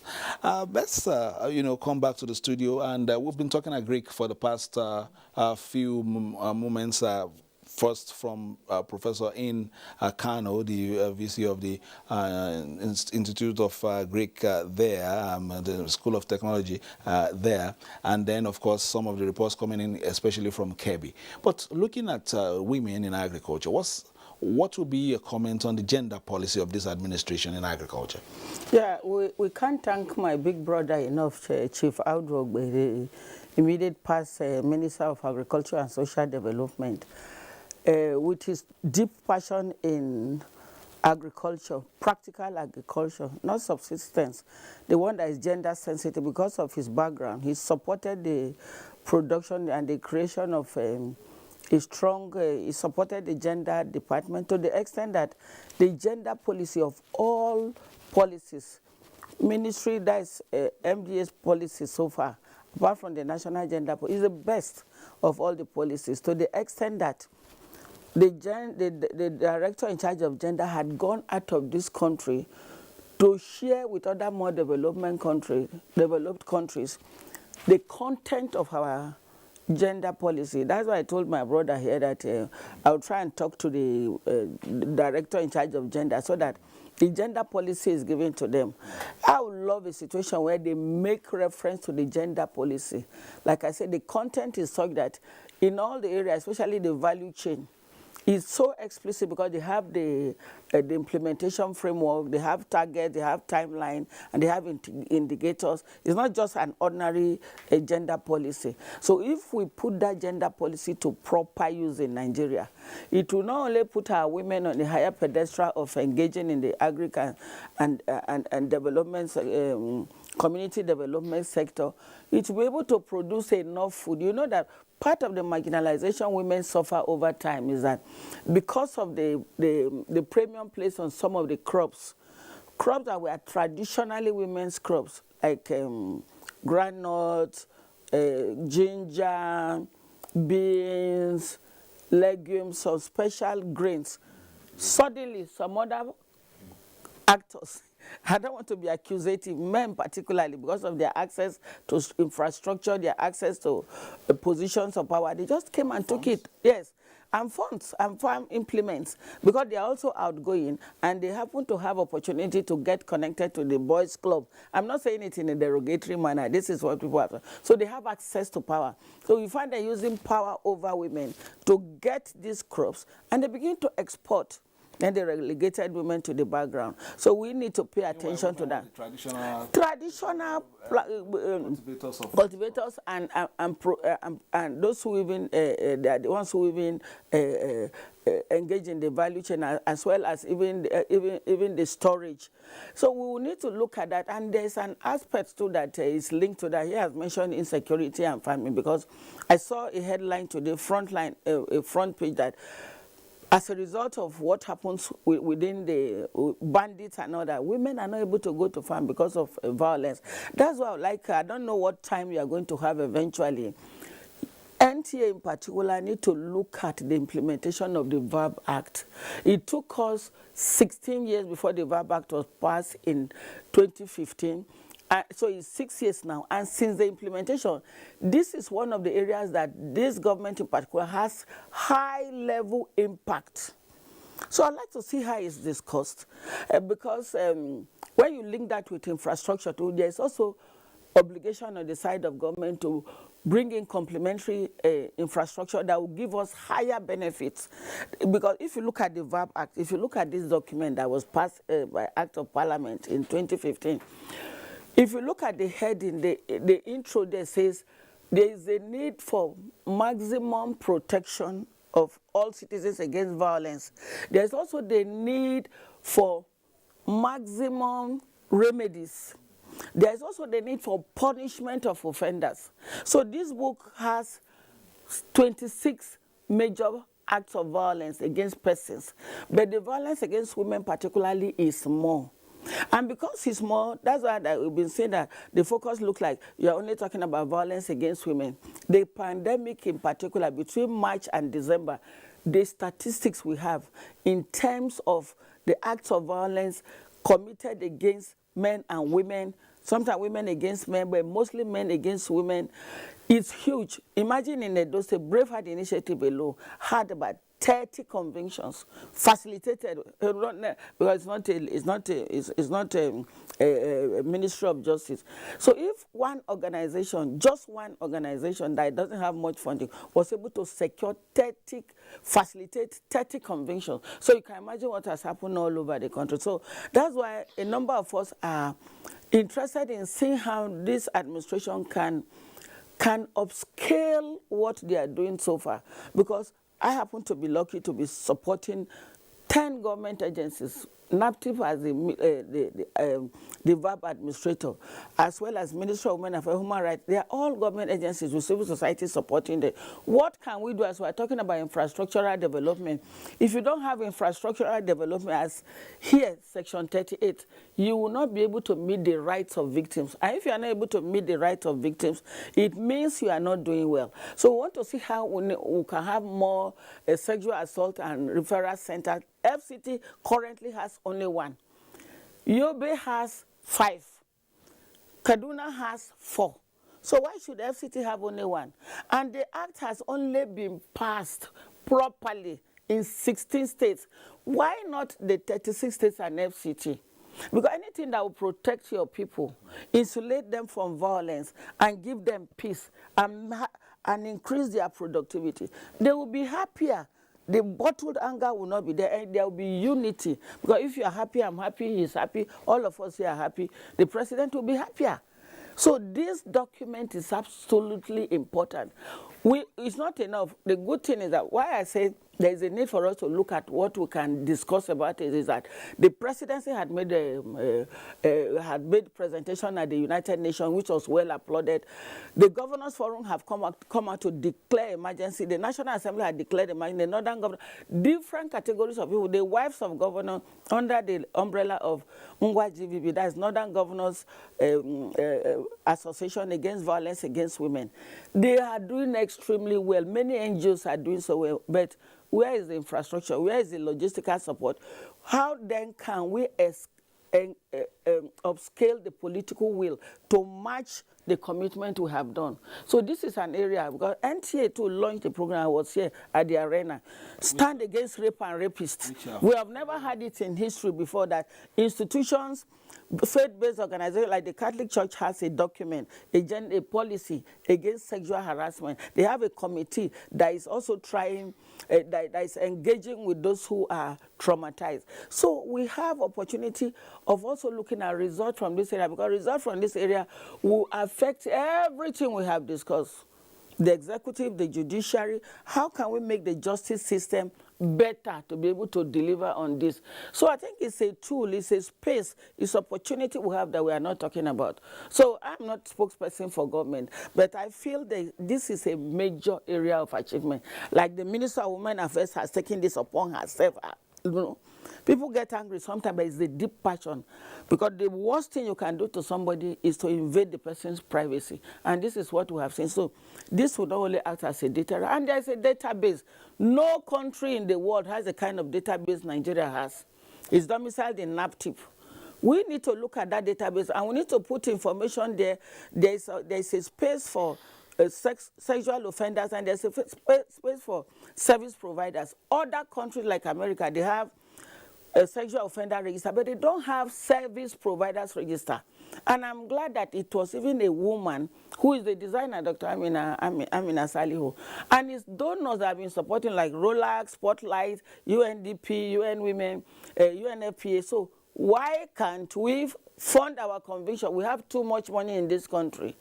And it's about data. And the data is not just data that is isolated. It's data that has to do with life, with trauma, with stability and all that. So I'm interested in seeing how we can communicate this result more. It's a huge achievement on the side of this government, but we can still do far better. Let me stay with the Greek a little, and while we took this opportunity for some of these interventions, let's quickly talk to Engineer Kashim Ali MNI. Let's look at some aspects of the agric value chain, and a big part of it also will do with how good we are, how dexterous we are in these processes, these value chains that would bring, a lot of things to the pocket if we exploit properly. You still see many places where you still see foreign nationals perhaps dominating some of these value chains. How do we begin to promote, our own local technologies, our own people to invest in these areas and trust Nigerians to deliver, especially in that sector, talking about agriculture? The agricultural value chain is such a long one, but the most effective component of it is the mechanization, and that's where engineering comes in. For instance, even the rice production today and all this, the successes we have recorded so far, most of them derive from manual labor. I mean, those who were born in the 50s and 60s appreciate this level of commitment of labor to agricultural processes. But today, the young people today cannot do that. So you can even, because I recall a panelist talked about the idea of taking these children who are causing havoc in the forest out from there. They can be useful when you mechanize the system. They could be trained to do basic things, including driving the tractor, owning their own lands and driving tractors on them. We have developed capacity in this country right now to build even tractors. Tractors can be produced in this country. There are I know of about 2 companies in Ondo that are manufacturing tractors in Nigeria. There's NCAM, an institution of government, an agency of the Ministry of Agriculture that is in Ilori, that is supposed to also doing a lot of research on modern ways of improving agriculture. But the truth is, we are not in an organized way utilizing the outcome of these researches and processes. That is where the problem is. We have isolated successes, islands of successes, very good. But for national development, you need to have everything well structured. You have to have a roadmap. There exists some of it. You have to get the roadmaps, get a document, see the sequences. If you start from here, where do you expect to be in the next 1 year, in 2 years, in 3 years, and so on and so forth. And along the line, people will measure your successes by those records that you have. They have to be milestones. That is the challenge you have. Now, that is where, again, engineering comes in. Because once you mechanize the process, you have the tractors. There are even machines for planting and harvesting and weeding and doing all the processes, including conversion, adding value to even the products right there on the farm before they are taken out. And some individuals or corporate bodies, like that is what you refer to, mainly foreigners, have acquired portions of land, usually in the hinterlands. They go there and they do this and process everything on their farm. Do you know that today, we were talking about open grazing and non-open grazing, in Oyo State, there's the WAPCO gets most of their milk concentrates from Oyo State right now. And why is this done? They initially they had herdsmen that were all over the place in Oyo State, and at the point they were having clashes with the farmers like they have in now. But in those times, things were not this bad. And the WAPCO, a group of people came under the auspices of NOTAP, another agency of government. They were able to bring them together and tell them the advantages of staying in one place, getting feed for them, and then milking them and using them instead of bringing some from Netherlands. And it worked. It worked to the point that even though they didn't want them to take out of their cultural practices of carrying milk on their head to go and say, they provided pasteurizers for them. They had milk tanks that they started using. Instead of carrying it in bowls that are open or partially exposed, they now have, they put them in and go out to sell. Nobody talks about those things. You know, these are successes that are, they don't appear highly tangible, but they could serve as a best way of encouraging people to go into that kind of agriculture. I'm sure if you had expanded it all over the country today, this crisis we have with herdsmen and farmers and escalating to other things, it would not have happened. So first and foremost, for me as an engineer, I don't do things just because it sounds nice or it looks nice. I must first of all sit down and process it, document it, and set my goals. Then I start implementing. Where I have constraints, I change strategy. Where I don't have, then I keep running.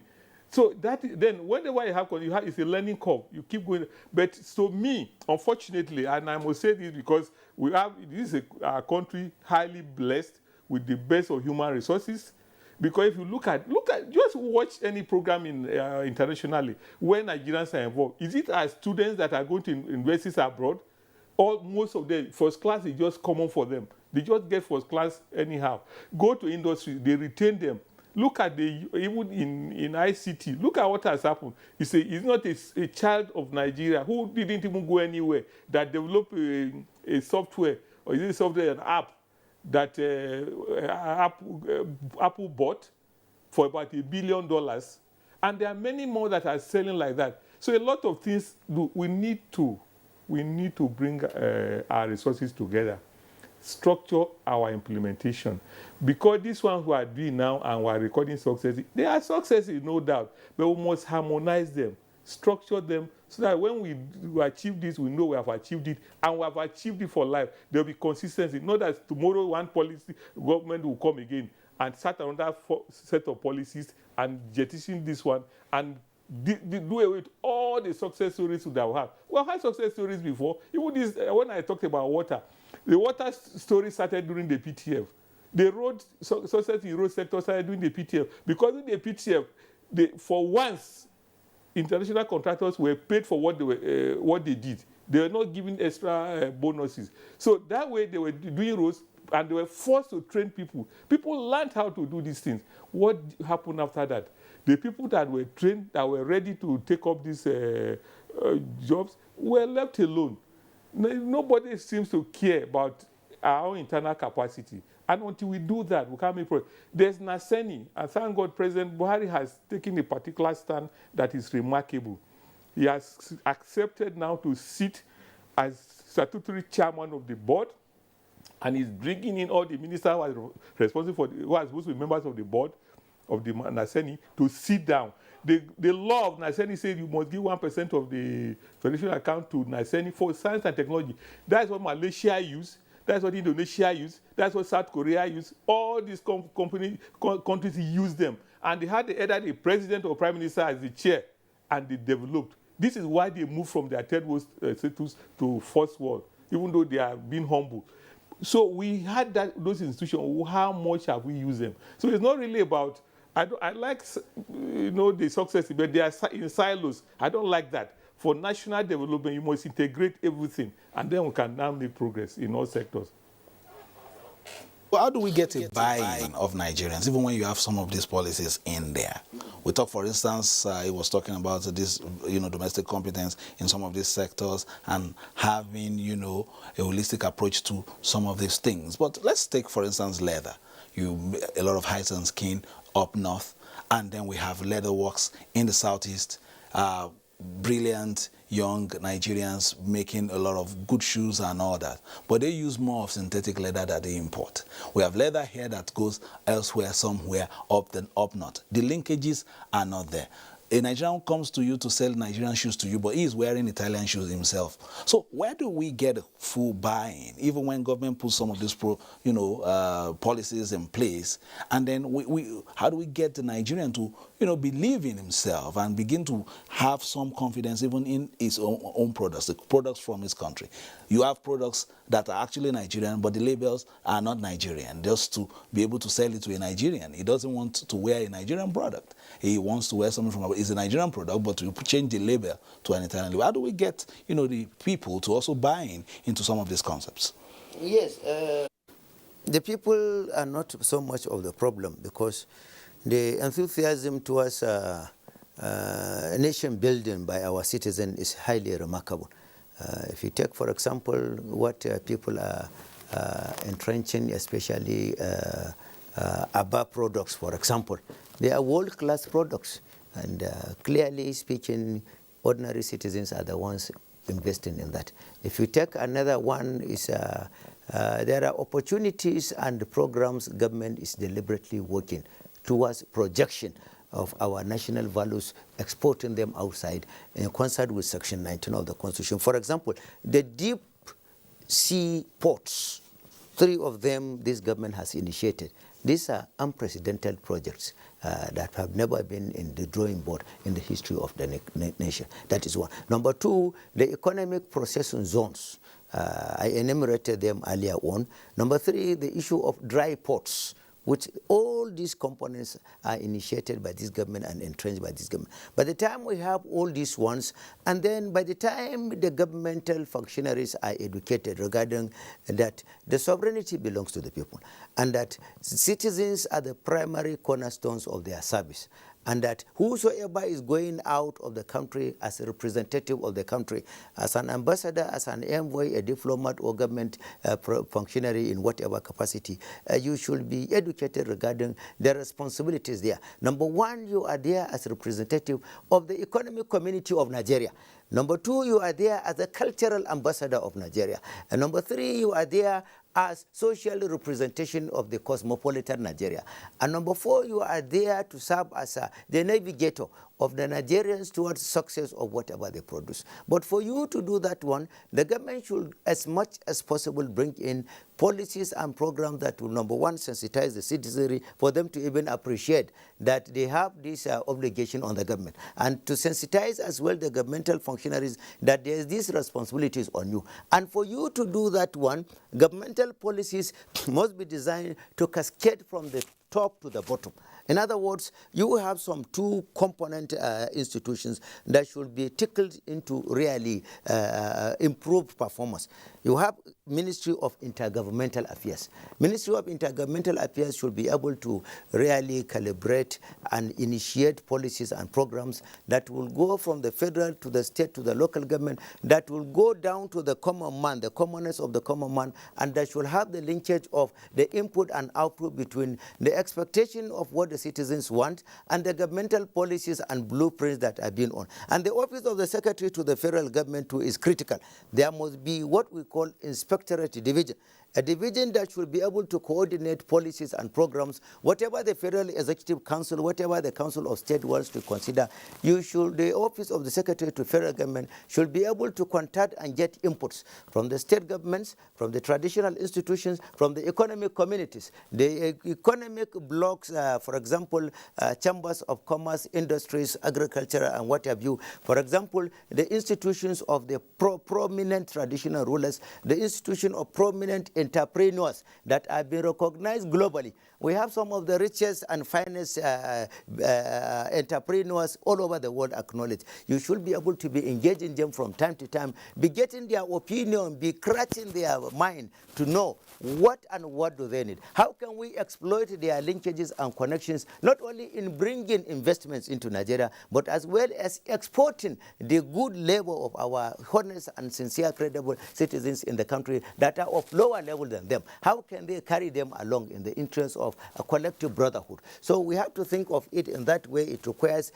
totality of government reorientation. Like I said, the office of the secretary to the federal government. That is the reason why the name was changed in 1985 from office of the secretary to the federal government to secretary to the government of the federation. Government of the federation means under your office you should have the stake of the state governors. You should have the stake of the ethnic minorities. You should have the stake of the local government. You should have the stake of whosoever is a component of Nigeria in the policy formulation and the policy execution and policy supervision of the government. You are the secretariat of the governmental policy articulation, policy entrenchment, policy implementation, and at the same time, the exhuming feedback from the citizenry to be able to tell the government, yes, the people we are serving are satisfied or they are not satisfied, with a view of making adjustments periodically, whether it's quarterly, whether it's annually. And that is the essence of national planning, and that is the essence of the representations we are having, the missions all over the world, for them to project the good values of Nigeria to serve as our genuine representatives, not just representatives of the government, representatives of our businessmen, representatives of our artisans, representatives of our exporters of customs, culture, costumes, and traditions, and representatives of our international educational exchange, and whatever we have. This is what the government should really consider and get it done as a matter of urgency, as a means of consolidation of democracy. You have entrenched a lot of policies and programs, Like I said, 10,000 achievements of the Buhari administration within these 2 years. I'm not talking of the other one of the 2015 to 2019. Within these 2 years, we have them. Time will not permit us, but try as much as possible to have a marriage of contract between the citizenry, the governors at the state and the local government, and the federal government. When you have this collectivism, then you will be able to see the nation appreciating your good values of leadership. All right, that's quite succinctly put. Let's move on now. From Makodi, Shezi Gopep reports that Benue, Nasarawa, and Taraba states have also continued to enjoy immensely from several federal government intervention programs and projects under the present administration. This report highlights some of the projects carried out in the areas of road construction, rehabilitation and education, health, care delivery as well.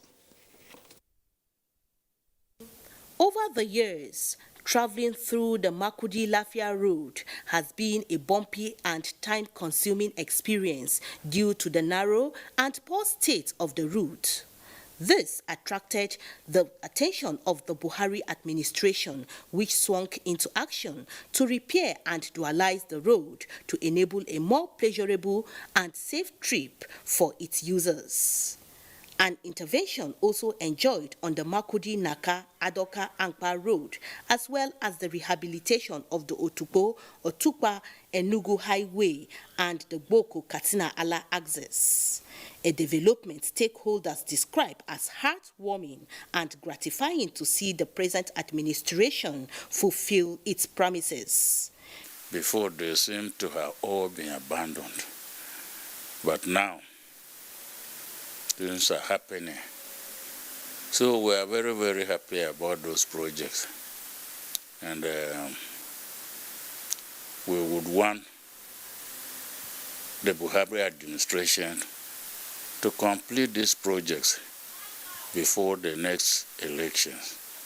Benue State has also been blessed with several federal government institutions to complement the few that have been in existence for the education needs of the people, like the Federal University of Health Sciences, Otukpo.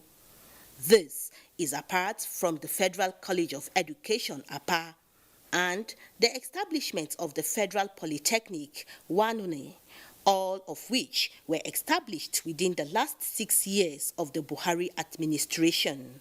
The Benue State has benefited a lot from Mr. President. So we are want to let Benue people know that yes, what that man has done for this state alone is commendable. And from Nasarawa State, Isa Mohammed reports that the federal government intervention in road construction stretched the length of the state from Kefi through Akwanga to Lafia and Makudi, as the existing road is being transformed into a dual carriageway to accommodate the ever-increasing traffic on these routes. The 49-kilometer Wamba-Bokos Road has also received attention. Another notable intervention in the effort to complete the 2.2-kilometer local Oweto Bridge, awarded since 2011. To date, the bridge has reached 90% completion, gulping over 16 billion naira. The bridge is to reduce travel time to about 50% from Abuja to the southeastern states like Enugu and Anambra. It's become a major route now from moving yams from Benue to Nasarawa and to other parts of Nigeria. Nasarawa State has a fair share of educational interventions with the establishment of the Federal University Lafia and the Federal Polytechnic Nasarawa, which have offered higher learning opportunities for citizens of the state and beyond. Taraba State in the last 1 year could be said to be a construction site due to several federal government infrastructural interventions in different parts of the state. In Jalingo, Adamu Haruna Adams tells us that in the southern part of the state, the 2-kilometer EB bridge is being constructed across River Benue, for which stakeholders commend the federal government and underscore its socio-economic advantages. Mararaban Donga Road construction, also in Taraba State, has been ongoing. The government had brought a very, very historic project that you cannot measure. Meanwhile, in Taraba North Senatorial District, Jalingo Konalo, Karim Lamido Federal Road is also being executed by the federal government. The project, which is in 3 phases, is now in the 2nd phase. Ecological projects, also by the federal government, within the year under review, saved communities in the state from the dangers of ecological challenges like flood and erosion. Interventions at the Federal Medical Center Jalingo towards curbing the spread of the COVID-19 pandemic and for the overall improvement of the healthcare sector in the state has also been witnessed. Beneficiaries of the various projects across these states have expressed the hope that these projects be completed within the life of this administration to avoid the risk of being abandoned in the future. In Makudi, Ashezigo Pep, NTA News.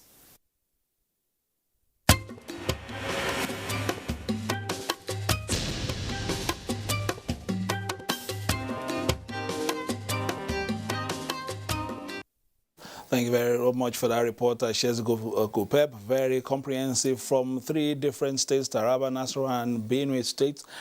Several projects, a number of projects there, but something, is recurring. Everybody wants those projects quickly completed within the life of this administration. That distrust is still there that, once a sometimes an administration initiates a project, works assiduously to try to complete the project. If for one reason or the other it's not completed, another administration comes in and completely abandons what's gotten to, appreciable levels. And that's what we've seen in the tone of some of the, responders in that report. First of all, your comments on, projects from that axis, and then the aspect of course, the lifespan of some of these projects, especially putting into consideration the huge funds expended on, these projects. You saw me laughing excitedly because I'm a beneficiary of some of these infrastructures. Before now, to go to my place in Benue, Zone C of Benue State, you have to go through Makurdi. But now, it takes you less than 3 hours to get to my village. Sometimes you like somebody, in one of the reports, somebody talked about it from Jigawa. Both of us were laughing. He talked about previously you find a Regia, that is well, yes, on the highway.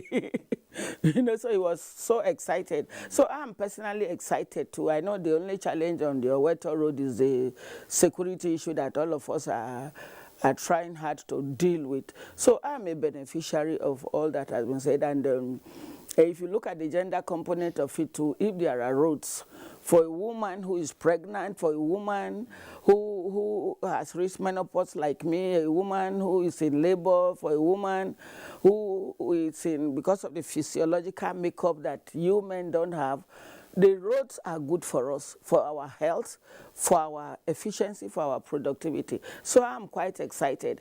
And, because of mistrust over time and the way some politicians play politics with very serious governance issues that they shouldn't play with. My brother here had said, I said, look, Nigerians, the followers don't have much difficulty. They don't have much problem. The challenge basically is with the political elite. That's why sometimes when they say, I will do this for you, people begin to express fear. Whether it is the usual politics or their sincerity, they want to be able to see through it. So, and there is nowhere in the world generally that is very easy to start a project and finish it the way people want.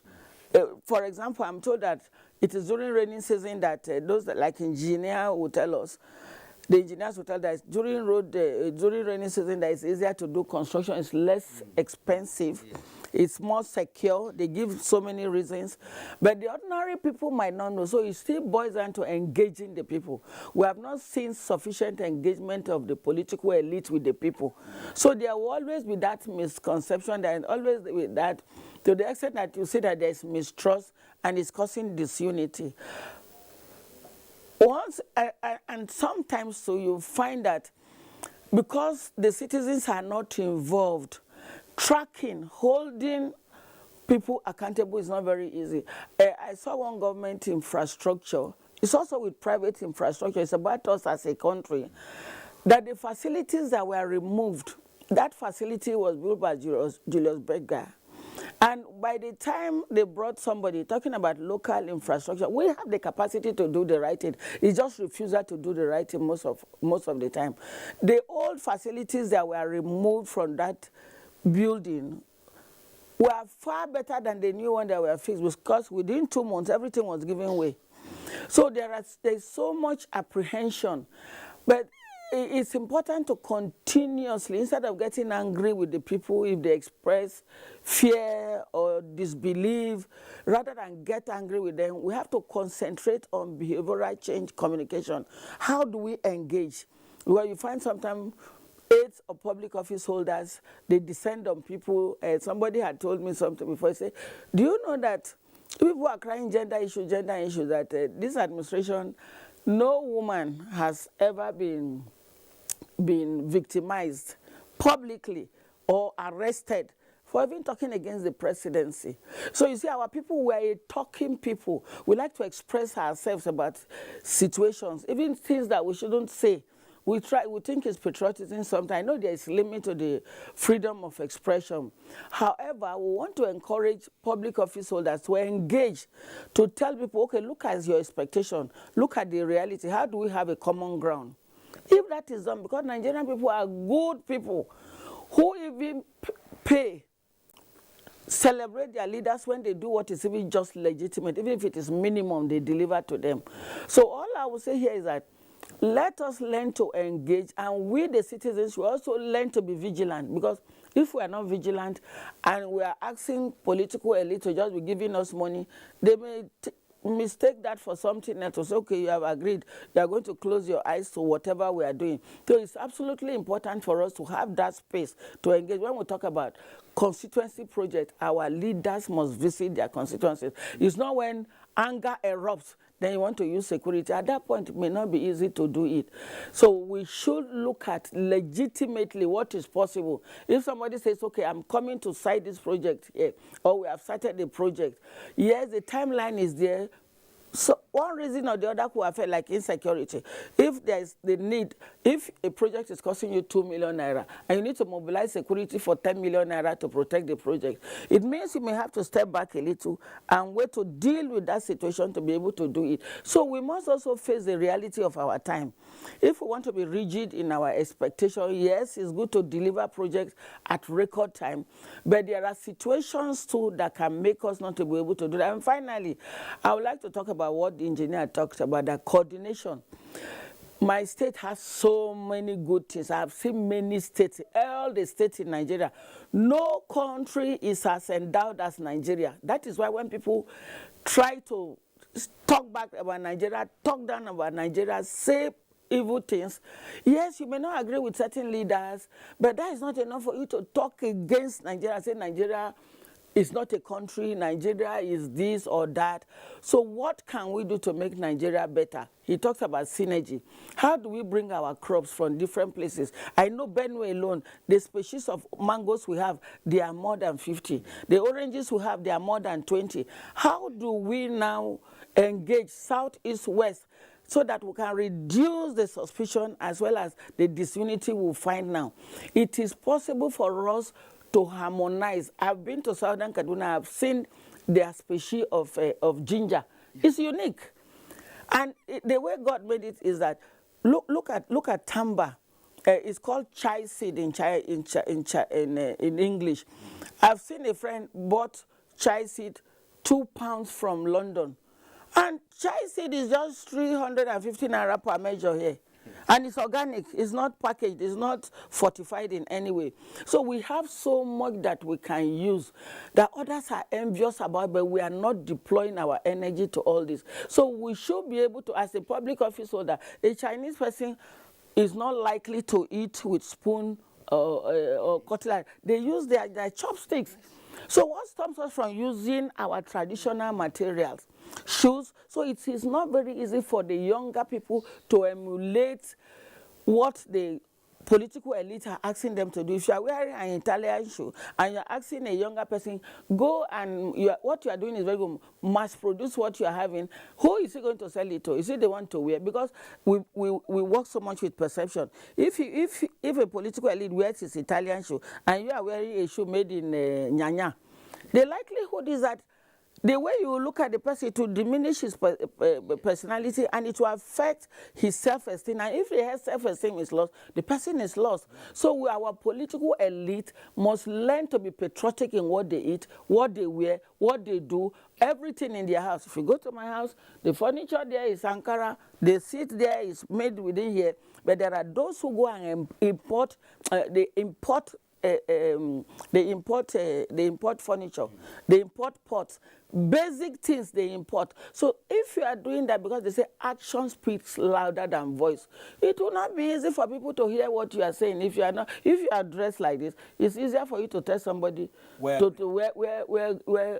be patriotic in your dressing. But if you are wearing something that is a designer from somewhere and they can put a cost to it, and its cost is depleting our Federal Reserve, our currency, it's a problem. So we must walk the talk.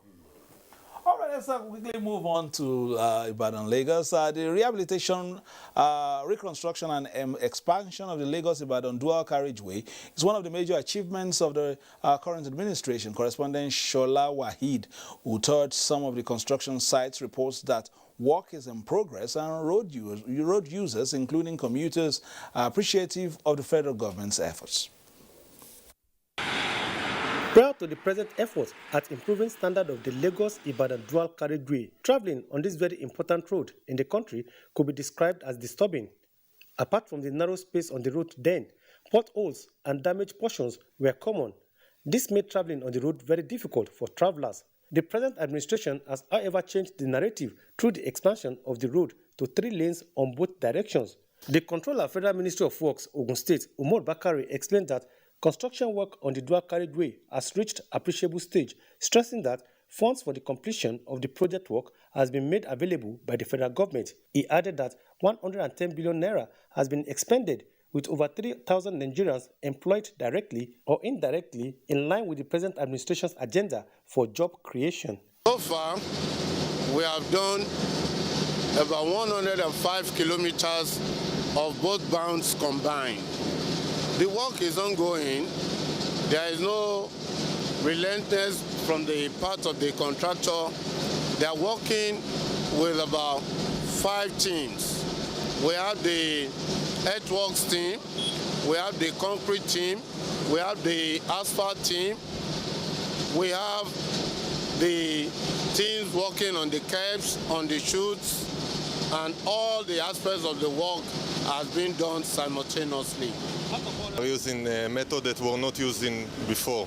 If it's like polymers that we are using for strengthening the asphalt, and also our asphalt plant that is a brand new asphalt plant, and also with plans for modified bitumen polymers. So I can tell you that, like I believe that a lot of you see our quality of the work, that the work is good. Commuters plying the road expressed satisfaction and commended the federal government for commitment on the road project. Before, we used to use many hours from interchange to Ibadan, but now it's not up to 35 minutes for us. We that we are traveler, we thank God, we thank the federal government that are doing this road. It will be better far than before. Government is trying its best. If you can see the kind of work that the government is doing, so it's actually doing well for the benefit of the citizens. Because of our diversions, in some cases, we sometimes experience traffic jams. But of course, the contractor has a traffic management team, and we are also working with road safety and the police, also with the state government traffic team, TRACE. So we are usually always able to dissolve the traffic. Drivers are, however, cautioned to be careful where there are road diversions and avoid overspeeding on the road. Construction, expansion and rehabilitation of the road continue with the hope of completion by 22nd of May 2022. In Ibadan, Shola Wahid, NTA News.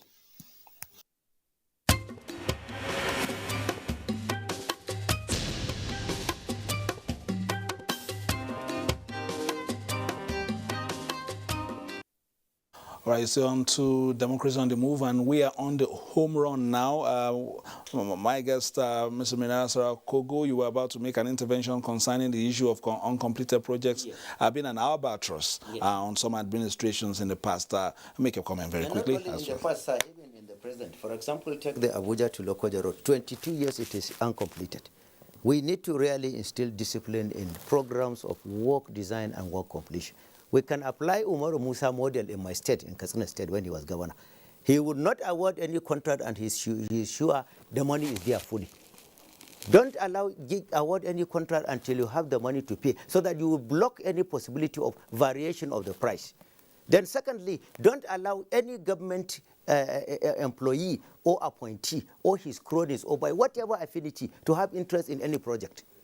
Make it a national priority, or no account should you have any project. The Economic and Financial Crimes Commission and other investigating agencies should ensure that there is no interest of anybody in any contract. That is two. Number three, there are all these monies we are getting, for example, recovered loot, loans, and whatever coming from outside. The president can initiate an executive order in such a way that all these monies should not come in liquid form.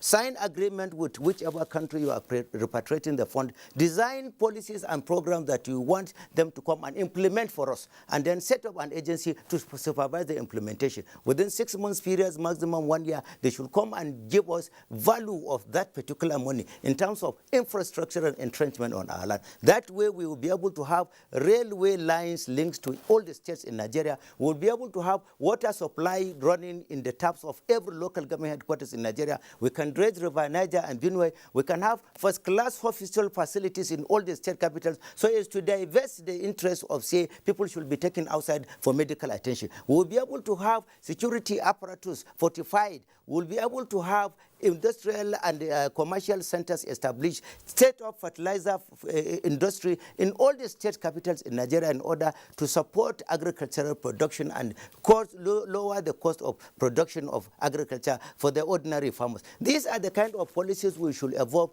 Doing it that way, you'll discover that every project that is designed, if it's for 6 months, it will not pass the 6 months. You will see service delivery. But it is not all these things I say would not be possible until we are prepared to entrench fiscal discipline in the way we govern the country. There must be penalties for wrongdoings, and there should be evolution of appreciation for good doings. We should revive back the culture of giving national honors to those people that are patriotic enough to inject their credibility, their goodwill, their services, their selfless belief in Nigeria. We should be giving them national honor. There are people you don't need to give them appointments of money, but national honor to say the nation has appreciated what you are doing. It is very good. For the past 6 years, only one person is given national honor. He is alive, Ambassador Babugana Chingibi. The other two are dead, Ganifa Wemi and Abiola. There should be these type of things on every democracy day, so that other people should be appreciated from across the board. And there must be fiscal discipline. Anybody found failing on any contractual agreement signed by him for a particular period of whether it's 4 weeks or 6 weeks should be summarily disciplined. There should be sanction. We are running the country too loose without inflicting penalty for wrongdoing. We should revive that one. All right, I appreciate you. Thank you. Your comments there. Let's quickly go to the News 24 studio. Engineer Kashim Ali is there. You are a past president of the Nigerian Society of Engineers, a member of Korean as well. What are your final words on the program? What do you expect to see in the next 2 years, the second half of the second half? Want a more organized system of executing public projects. For instance, if I take off from what Nasara said about the road, let him go back. Nigeria has about a network of about 200,000 kilometers of road. Out of that, 36,000 belongs to the federal government. And you look at all the stories we've gotten from all the parts of the country, we are talking about rehabilitation, reconstruction. There's no new road. The meaning is, and some of these contracts have been there for long, the meaning is that we have not paid attention to even maintenance of our roads. So we cannot even think of expanding our network. Now, if you continue along this trajectory, there will still be a problem. So in going forward within the next 2 years, I want to appeal to the government to develop road maps for all the critical sectors. Develop road maps that can be, if possible, taken to National Assembly and be adopted. It may not be a law or something, but at least let everybody know that this is a roadmap for road development. These are the roads we have on the burner, and this is the sequence in which they'll be done. So that no matter who is the head of state, which government comes in, you are able to use it to assess them. Take a roadmap for power, not for everything, so that we will not be going forward. Sometimes we take 10 steps forward and come back 5. And that really is not good for growth. So there has to be that consistency. So my appeal is, going forward, there should be some adjustments even in the cabinet, at the cabinet level, to put people. There are some people that maybe could do well in certain sectors that are not in those sectors. They could do some movement so that there is a more focused development and you can have roadmap. That's how countries grow, and that's how our own will grow. Very much. We've had Engineer Kashim A. Ali, Chairman FCT Water Board and past President Nigerian Society of Engineers and Korean. Thank you very much for your interventions, and we hope that some of your interventions today will be brought on board, of course, for national development. Thank you very much. I appreciate. For our closing thoughts, what would you want to say? You've spoken about so many interventions, first from the, position of civil society and, of course, women. Well, just realize that people are pain. There's so much pain. People are going through trauma. Generally, I want to see how democracy will be allowed to work for the people. Short and precise, Minasara Kogo. It is my dream that Nigeria's democracy should be a model for all the countries in the world to copy. And especially in the West African sub-region, Nigeria should entrench more in the dominance of sea regarding the happenings within our neighborhood. Thank you. All right, for the past about 3 hours, we've been on this, the second part of our conversations on democracy on the move, the second wind, 6 years of the Buhari presidency. Of course, the first 4 years was predicated on the change agenda. Now we have the next level agenda. Many thanks to all our guests, even from the first part of the discussion with my colleague Ominiode. And then, of course, we've had Minazra Koguma, who has been here for some time. Thank you very much for coming. Of course, NTA development program strategist, woman advocate, and so many titles in one, sharing our thoughts on the program. Thank you very much. And of course, earlier we had Professor Tairo Maman San, SAN, that's the VC-based university, and former DG Nigerian Law School. And also we had the Vice Chancellor of the University of Technology in Kano also being part of our conversation. And of course, you for tarrying with us to fill the pause from across the nation on this auspicious occasion. My name is Fisai Ogunfuyi on behalf of the crew, thanking you for being a part of this special program and urging you to continue to be on the Nigerian Television Authority, Africa's finest and largest, where we give you the very best of news, reviews, previews, and interviews. Right after this, at 4:15, Sports World will come your way on the network service of the Nigerian Television Authority. Bye-bye now.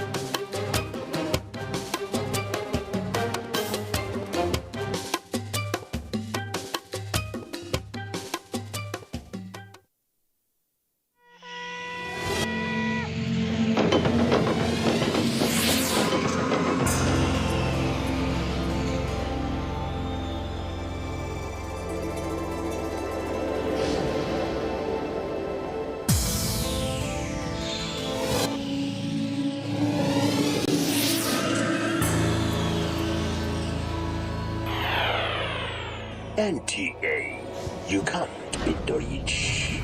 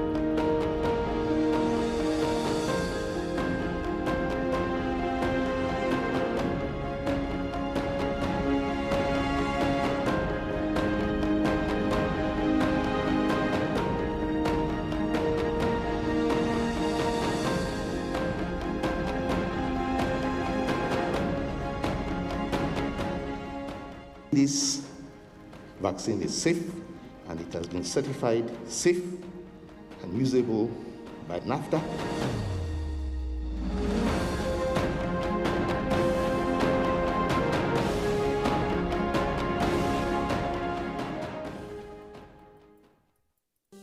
Revision classes on television for students in secondary schools in English and mathematics will commence on the NTA. The revision classes will transmit Mondays to Fridays from 5 p.m. to 5:30 p.m. on the network service of the NTA. This is organized in preparation for the various national examinations and orders. This is brought to you by the Federal Ministry of Education. These days, people get their news and information from more media sources than ever before.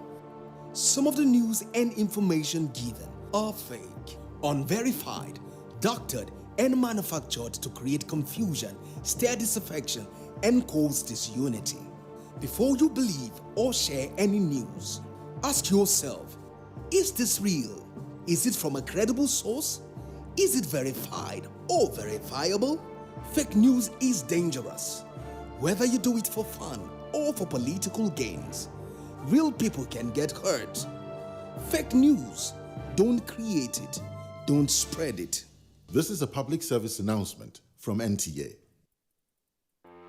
Revision classes on television for students in secondary schools in English and mathematics will commence on the NTA. The revision classes will transmit Mondays to Fridays from 5 p.m. to 5:30 p.m. on the network service of the NTA. This is organized in preparation for the various national examinations and orders. This is brought to you by the Federal Ministry of Education. You can follow us on all our social media platforms: Facebook at NTA Network News, Instagram at NTA Network, Twitter at NTA News Now, YouTube at NTA News Online, or visit www.nta.ng. For live streaming, visit www.nta.ng/live. Now, you can stay updated on the vast expanse that shelters us. Life is game. We are cool. We are trendy. Energy moves us. We are jesters. Laughter comes natural to some. Tension grabs others. Sport is our game, our oxygen. Because with the round leather, we ball, we hustle, we launch rockets all over the land, north and south, in our thousands. We are united in the pursuit of glory. Because we are encapsulated by the high FL. It is what we are. We live for the game. It's game time. This week on Game